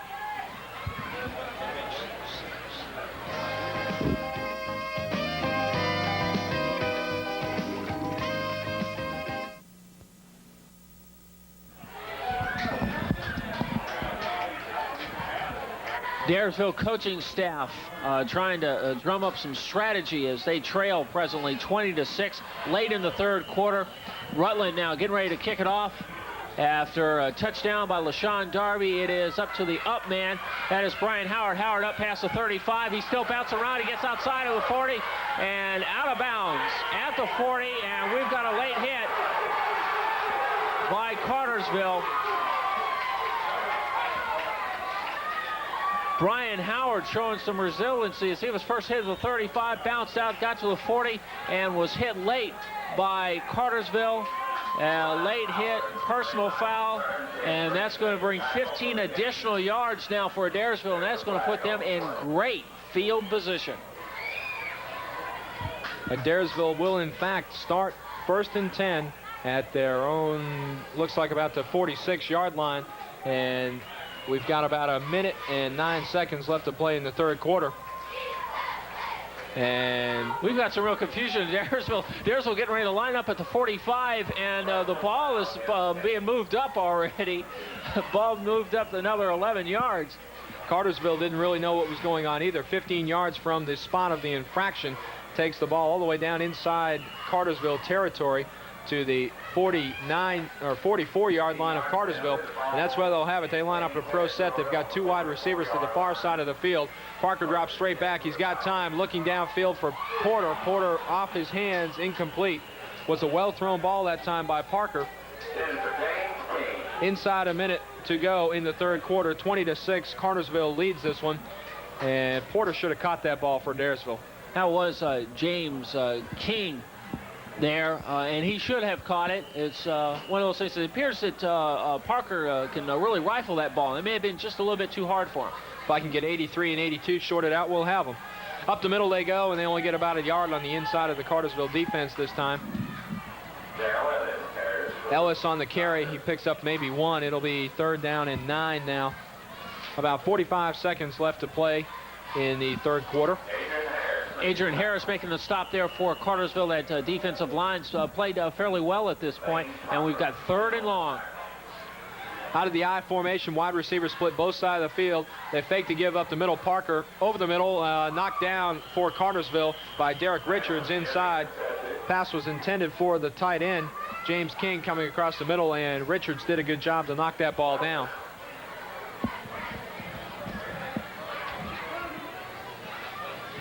It's been a rough night for the quarterback, Parker Adairsville. He's presently 7 for 17. He's had a couple passes that should have been caught, but he's also running into some great coverage by Cartersville's defense, particularly the secondary. All right, Brian Carlton in to punt. Cartersville had 10 men on the line of scrimmage. Now they drop a couple back. Carlton hits the ball at about the 50-yard line. Darby will take it at the 10-yard line, gets across the 20. He's got a hole, spins his way out to about the 22 or 23-yard line for Cartersville, and that's where they'll take it over with only 9 seconds left to play, third quarter. Sean Harris and Brian Howard making the stop there for the Tigers as we get ready to start on the 21-yard line for the Hurricanes, and they lead right now 21-6 as we are getting ready to end the third quarter. And about 4-3, now it's winding down, and Cartersville may just go ahead and let it wind down, and they do. That's the end of the third quarter. So we'll take a short break, and we'll be right back with the start of fourth quarter action here on high school football.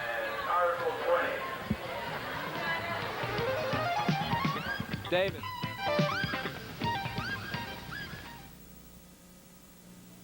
Back at Chamblee Field, where Cartersville leads it 20-6, and we get ready for fourth quarter action. The Purple Hurricanes of Cartersville and the Tigers of Adairsville in a Bartow County matchup for bragging rights in AA North Georgia football. Cartersville will have it to start the first half, or the fourth quarter rather. First down and 10, ball at the 22-yard line of the Canes. Woodard gives the ball up the middle to Darby. Darby across the 25-yard line, picked up about 5 yards on the carry. Cartersville will be content to keep the ball on the ground throughout this fourth quarter as they grind it out. The clock now becoming their best friend as they lead this one by 14 points. Adairsville is going to have to come up with 2 stops and 2 scores here if they're going to have any chance to win this ball game. The missed extra point by Cartersville there, the first of, or rather the fumbled snap on the extra point, not exactly a missed extra point, but the miscue by Cartersville may come back to haunt them if Adairsville can get back in this one. Give up the middle again to Darby. Darby over right side, out across the 35 to the 38-yard line. He picks up about 7 yards, enough for the first down. Cartersville moves the chains once again. And LaShawn Darby has, we've talked about his runs up the middle, but he's got some speed, and he shows that burst on that particular run right there. Another great surge by the offensive line of Cartersville. They have really been unsung heroes all year long at this point. More substitutions now for Adairsville. Is going out is Jeff Bearden. He's going to take a breather for the Tigers. So Cartersville will bring it out first and 10. They're at their own 37-yard line. Man in motion is Silas Ritchie. Woodard on the option, tried to pitch it at the last second and then just thought better of it, pulled it in, but he was brought down by 3 players in the backfield for Adairsville as they throw him for a big loss. Brandon Gullidge was the first one there putting the pressure on. Woodard thought about pitching it to Silas Ritchie, who was running to the outside of him, and then thought better of it, just tucked it under, took the loss rather than make a bad pitch. And he lost 3 on the play, so that'll make it 2nd down and 12 or 13, whatever you'd like to call it. Inside of 11 minutes left to play in this ball game. Cartersville keeping it on the ground. 2 wide receivers to the near side for Cartersville. Woodard rolling out to his right, looking downfield. He throws in the direction of Silas Ritchie, and it's off his shoulder pads, incomplete. A well-thrown ball by Woodard, and it hit Ritchie in the shoulder pads and bounced off. He did not have his man beat. It was good coverage by Adairsville back there, but he stepped inside. The ball was right on the numbers, and he was not able to come up with the catch. Well, Ritchie had to turn around in order to look for the ball, and it was a well-thrown ball. As Ritchie turned around, the ball almost hit him straight in the shoulder pads. And he tried to recover it after it hit him. Nice effort there by Ritchie, and good coverage by Adairsville that time. We've got 3rd and long and a big defensive play right here for Adairsville. Cartersville again with 2 wide receivers to the near side of the field, and we've got movement on the offensive line. We'll have to see if this will be offside on Adairsville. They came across and touched him, but it's going to be a legal procedure against Cartersville. The left side of the offensive line of scrimmage moved, and that'll push Cartersville back another 5, so it'll be 3rd down and 17, and Adairsville needs a big play right here. They need to make sure they don't get the 1st down. They can give up 10 or 12 yards, but don't give up the 1st down. That's what Adairsville's got to be saying at this point. They trail this one by 14 points, only about 10 minutes left to play. Not only that, at this point, they may start looking at stripping the ball. Cartersville, of course, is going to try to run as often as they can, and they have fumbled on occasion. Adairsville needs a turnover, really more probably than just change of possession. Cartersville again with 2 wide receivers to the near side. Patton is the man in motion, but they give the ball up to Darby. Darby up the middle across the 40, the 45, out to midfield into Adairsville territory, and exactly what Adairsville didn't want to see. They gave up 19 yards on the play to LaShawn Darby, and he gets the 1st down. We've seen him do that a number of times this year. On a 3rd down and long, he can run for that 1st down when they're expecting a pass play. 24-yard run for Darby, who is not quite reached his 149 yards of last week, but still has done well. We have a man down for Adairsville. Looks like it's leg cramps. And they are, in fact, putting the leg cramp technique into order, the toe up and the heel down. So while they work on the injured player, we'll take a quick timeout, and we'll be back on high school football right after this.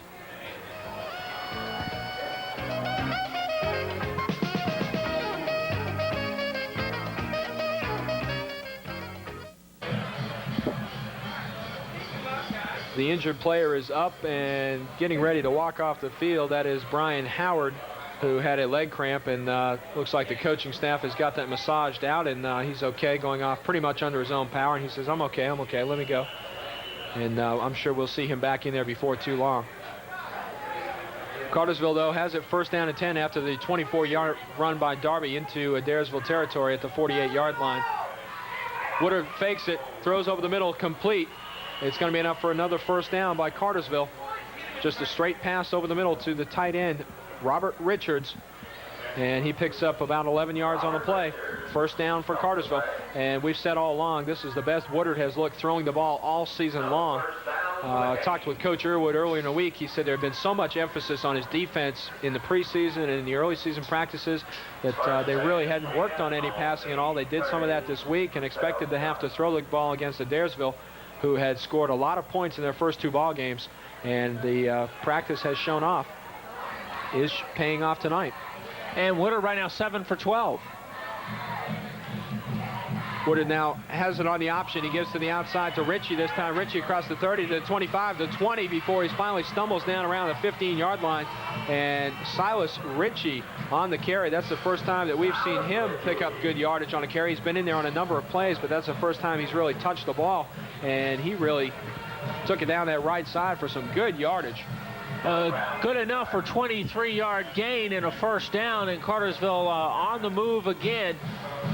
We talked about LaShawn Darby a moment ago, and he has over the century mark for the second weekend in a row. He presently has 19 carries, 101 yards, and 2 touchdowns for LaShawn. So Silas Ritchie says, I can carry it just as well as LaShawn can, and he shows it on that play. They give it to Tarek Patton now diving into the line, and he's going to pick up about 2 on the play. He's across the 15-yard line for Cartersville. And they're going to give him about 3 on the spot, so that'll make it 2nd down and 7. Got about 8 minutes and 20 seconds left to go in this ball game. Cartersville driving again. They already lead this one 20-6. Cartersville on the drive once again. Adairsville cannot let them score again. There's just not enough time left in this ball game for them to get 3 scores. Cartersville now lone setback, 1 wing back. They give to Darby up the middle. Darby across the 10-yard line before he is pushed back. Brandon Gullidge, and Darrell Ellis with his 2nd straight stop there for Adairsville. Jermaine Wilson also coming up from the quarterback spot to help make the stop. And Adairsville looked good on defense on that play. They stopped Darby for a gain of about 1.5. It'll be 3rd down and 5 for Cartersville, but they've got the ball almost at the 10-yard line, so they're definitely in 4-down territory once again, or they could elect to go for a field goal. We have not seen a field goal in any of the games that we've covered so far this year for Cartersville. Rutland, I believe, attempted 2 in the openers, and he came just short on both of them. They were about, 35-yard attempts.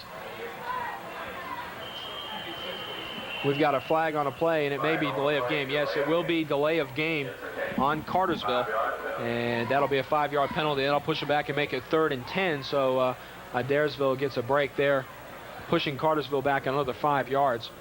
7:07 left to play in this ball game. Cartersville leading it by 14. Adairsville and Cartersville for the bragging rights in Bartow County in Division 2A. Adairsville came in here 2-0 with impressive wins over Cass and Calhoun.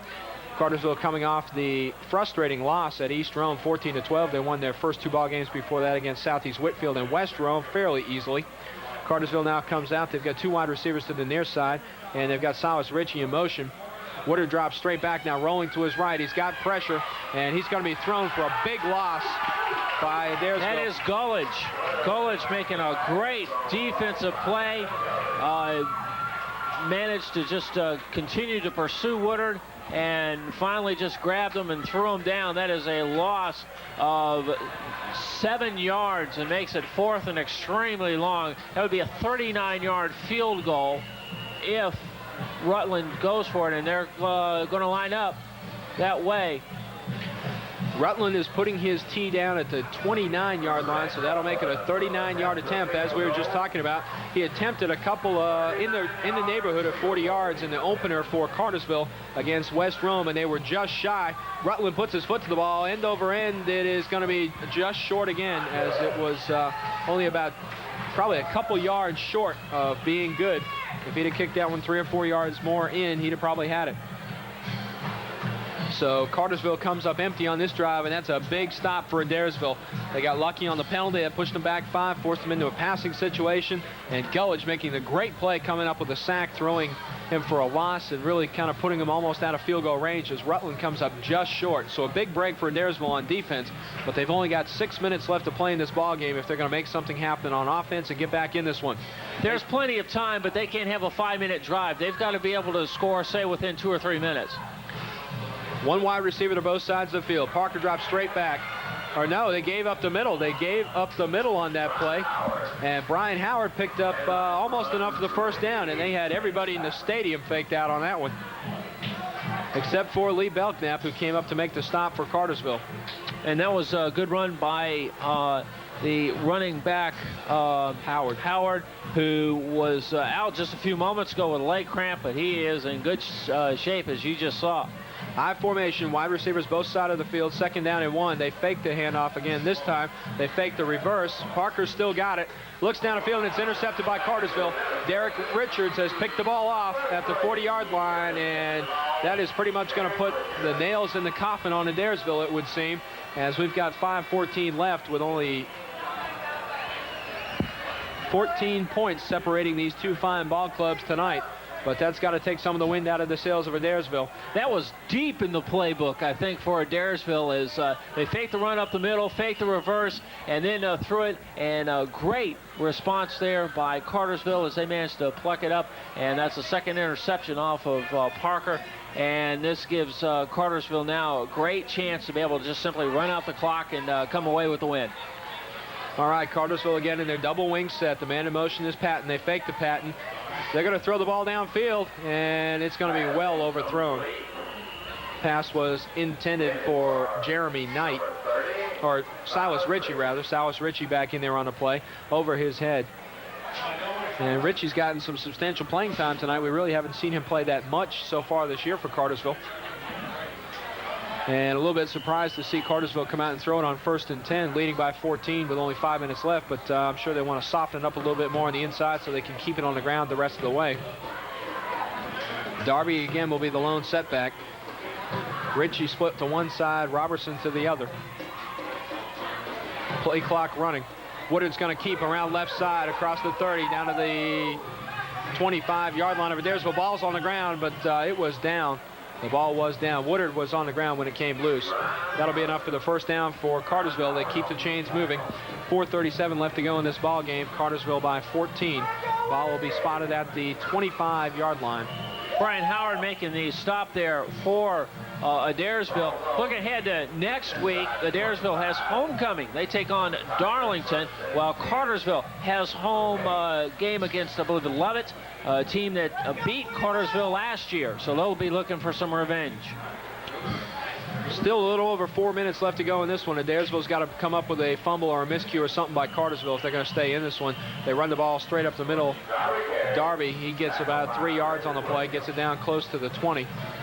It'll be spotted at the 22-yard line. It'll be 2nd down and 7 for Cartersville. And the clock just keeps running. Bad news there for Adairsville as we're inside 4 minutes left to play. Cartersville taking their time, staying in the huddle, calling the play. Down to 3:45. Cartersville content to let the clock run as far as it can without getting a penalty. Woodard under center. Ritchie is in motion. Woodard again gives up the middle to Darby, and he picks up about 3 more. So that'll make it 3rd down and about 3 for Cartersville. Another first down here, and you can almost close the door on this one as we're at 3:20 left to go. They'll probably run this one down to about 3 minutes by the time they get the play. And if they get the first down, they only need to run 4 more plays to really run this one out. It's a big 3rd down and 4 here. Adairsville's got to stop them if they want to get the ball back before this one's over. Silas Ritchie again in motion. Woodard keeps it this time, and a hole just miraculously opens up for him. He goes around to 10, down close to the 5-yard line. Woodard just sat in the pocket and waited, and sure enough, a hole opened up for him to run through. Brian Howard on the tackle for Adairsville. They're marking it at the 5. That's a 14-yard gain by Woodard, and he has had a very, very good game, both running and passing, for Cartersville. The Canes bouncing back from that disappointing game against East Rome last week. If things shape out as they do, we have okay, officials timeout, but now the clock is running. Cartersville apparently is going to go to 3-1 on the year. 2:45 left to go. The clock stopped while they moved the chains ahead, but it is running again now. Cartersville now down at their 4-yard line. Woodard on the option is going to run it in for the touchdown, as Adairsville could not get to the corner in time to stop him. Brian Carlton had a shot at him, but just could not get there quick enough. Woodard ran laterally until he saw the opening open up and then just took it in for the touchdown. So Cartersville leads 26-6 now, and that will definitely put the nails in the coffin on Adairsville tonight. Adairsville has played a gutsy ball game. They have not laid down. They got down early 14-0. They came back and scored late near the end of the first half to get their lone touchdown. And we thought they might come out with a little more smoke in the second half, but Cartersville has really controlled this one in the second half. Rutland hits the extra point up and through, so 27-6. Cartersville leads this one. Just 2:29 left to play, and we'll be back with that final 2:29 right after we take this break on high school football.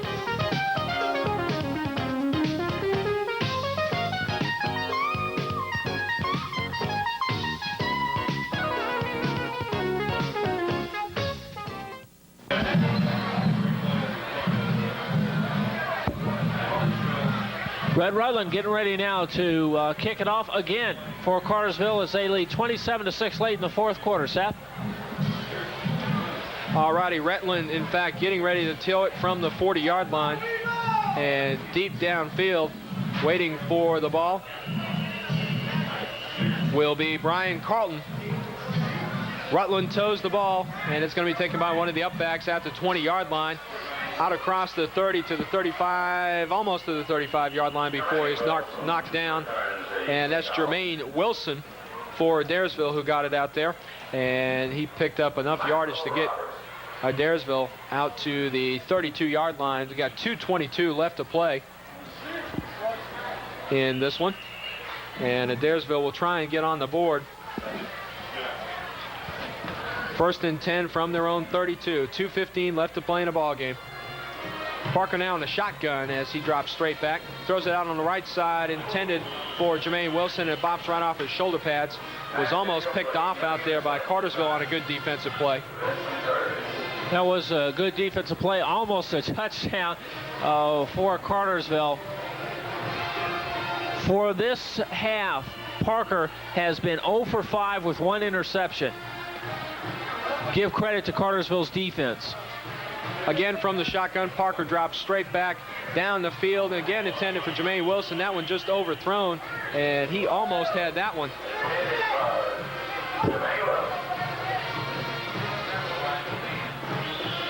So they'll have one more shot at it. 2:09 left to play in the ball game. They'll have they'll have 2 more shots at it. Of course, they are 4th down territory as they do not really have a choice. Again from the shotgun, straight back he drops over the middle. Again, this one is dropped. He's hit 3 receivers in the hands on 3 consecutive plays, and nobody's been able to come up with the ball for Adairsville.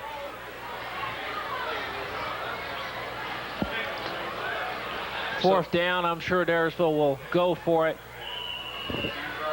Clock now continues to run as we are under 2 minutes. Clock's supposed to be running. Minute 53. Stopped on the incomplete pass.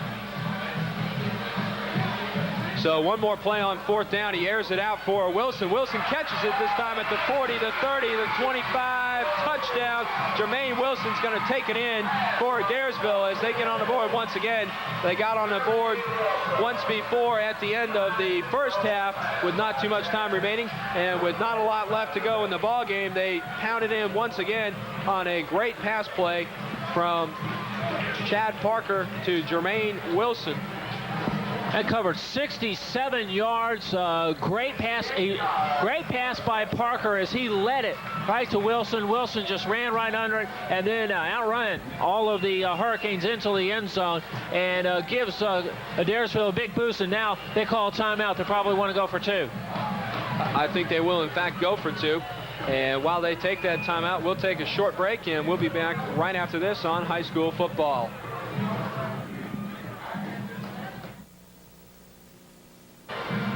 Next Friday night, big homecoming show. Adairsville getting ready to go for a 2-point conversion here as they'll try and get a little bit closer. It's 27-13 right now, 1:40 left to play in this ball game, and Adairsville going to try for 2 points, make it a little bit closer as they'll line up in an I formation. They've got Bearden as the fullback. They've got one wingback to the right side. They pitch out, and a halfback option pass is going to be complete for the 2-point conversion as it's going to be Wendell Porter catching the ball in the end zone, thrown by Brian Carlton, the backup quarterback. And we saw that play 2 weeks ago against Calhoun in a game worked to perfection, and it works once again. The backup quarterback playing at the halfback spot, getting it over. That makes the score now 27-14 as we head towards the end of this contest. Cartersville, in all likelihood, will move to 3-1 on the year. Adairsville 2-1. Adairsville homecoming against Darlington next Friday night. Chance to get back on the winning track while Cartersville takes on Lovett. Cartersville, I think, is expecting an onside kick as Edgar McDaniel gets ready to kick it off, and they're getting ready to put the shift towards the right. That's where the ball should be kicked. There it is, and it's it's a big pileup, and Cartersville, I think, jumped on the ball before it went 10 yards, and I think they will own the ball at the midfield stripe, and they'll take over with only 1:36 left to play in this ball game. Cartersville, I'm sure, will be content just to get out of here with this win, and a big win it will be over their cross-county rival, Adairsville. Right now they lead 27-14. It's been a good contest. I think Adairsville obviously will be disappointed by losing, but they've played well, and they're in the north region, which isn't quite as tough as where Cartersville is. They don't have to worry about Pepperell. We got an illegal procedure, so they're going to have to kick it again at Adairsville. But I think Adairsville's got a real good chance to make the playoffs. Two teams from each subregion will make it in. West Rome, maybe their toughest competition, and they've had a rough start early. So Adairsville's got a good chance to make it into the playoffs, maybe a rematch with Cartersville down the line. All righty, so they'll try it again, this time from the 35-yard line. And Bam Bam McDaniel getting set to hit it as they put the shift on. And he'll nose the ball ahead, and it will go the requisite 10 yards. And again, it's scooped up by Cartersville. This time it'll be at the 45-yard line. So that's where Cartersville will take over. First down and 10, and we've only got 1:33 left to play in this one. So Cartersville will run out the last minute and 30 seconds and be happy to get out of here with a win, I'm sure. Talked about Adairsville just a moment ago. Mike Earwood, I think, has to be very pleased with his team's performance, especially in offense. This is the best offensive performance by the Hurricanes. Run goes up the middle for a gain of about 2. That's LaShawn Darby one more time. Been the real workhorse, especially the last 2 weeks. He had 149 yards last week. He is over the century mark again tonight, with Darby presently with 110 yards on, I believe, 24 carries. He'll get you as close to official numbers as we have here in just a moment. Clock continuing to run down. We are under a minute, 51 seconds now as Woodard getting ready to take the snap. And it goes up the middle again to Darby. Pounding the ball under inside the 45. Ball's going to be marked at the 42. And Adairsville's going to call a timeout. And while they call a timeout, we're going to take a timeout. We'll be right back in just a moment.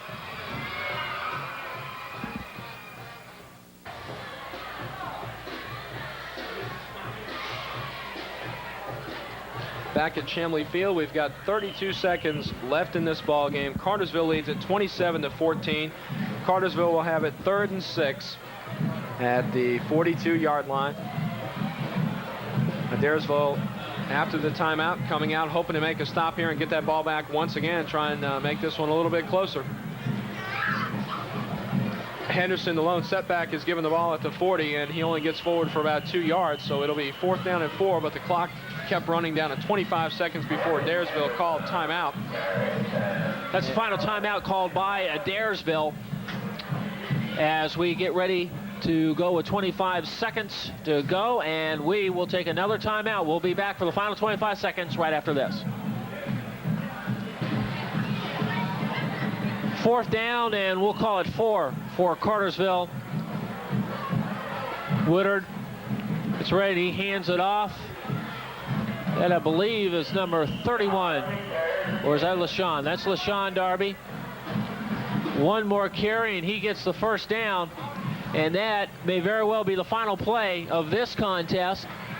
We'll have one more because we've got the clock stop for the markings now. The clock runs, and we will likely not see another play as the clock getting ready to wind down in this 27-14 Cartersville Hurricane win. An excellent contest, great crowd, great excitement. We've had some great plays, and the whistle blows. We've got a final. It's 27-14 Cartersville, Seth.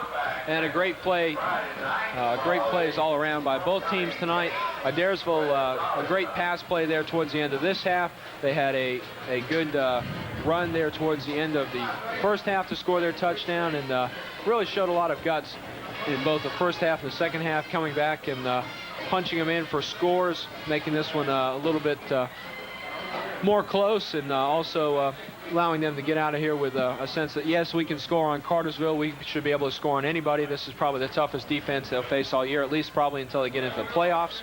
And Adairsville can't hang their heads at all. They played a good ball game against a tough Cartersville squad that was coming off a loss. Coach Parker said before the game that he wasn't too happy about playing Cartersville after they had lost to East Rome, because they were going to be mad and coming in here looking for a big win. So Adairsville played a good ball game tonight, and they should go off the field with their heads hung high. They played a good ball game. Cartersville, on the other hand, played a great ball game. They won 27-14, coming up here to Adairsville. Hostile territory for the Canes, and they go away with the victory. They'll move to 3-1 on the season. Adairsville at 2-1. And I think both teams in good shape. The sub-region schedule is about ready to start for both squads. That's when the real season gets underway. And Cartersville, I think, particularly looking real good. Their offense looking outstanding almost the entire game. Certainly not the type of problems that they've had their previous 2 weeks. Adairsville just ran into a very good defense. The quarterback, Chad Parker, having some problems in the second half. He was 1 for 8 that 67-yard drive. All righty, and as Coach Mike Earwood meets with his squad in their own end zone, we'll take a break, and we'll come back to wrap this one up from Adairsville tonight on high school football. So back right after this.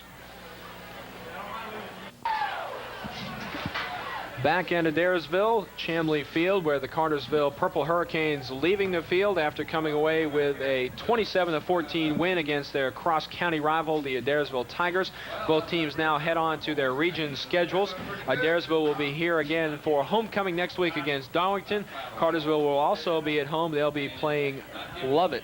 And both of those will be pretty good ball games. Probably not quite as good a matchup as this one, as you have two teams right down the road from each other butting heads in this one. And it was everything it was expected to be, a pretty good ball game. Cartersville a little bit dominant, more than I'm sure the folks from Adairsville had hoped, but it was a good ball game, and Adairsville scored a couple of touchdowns to make it interesting.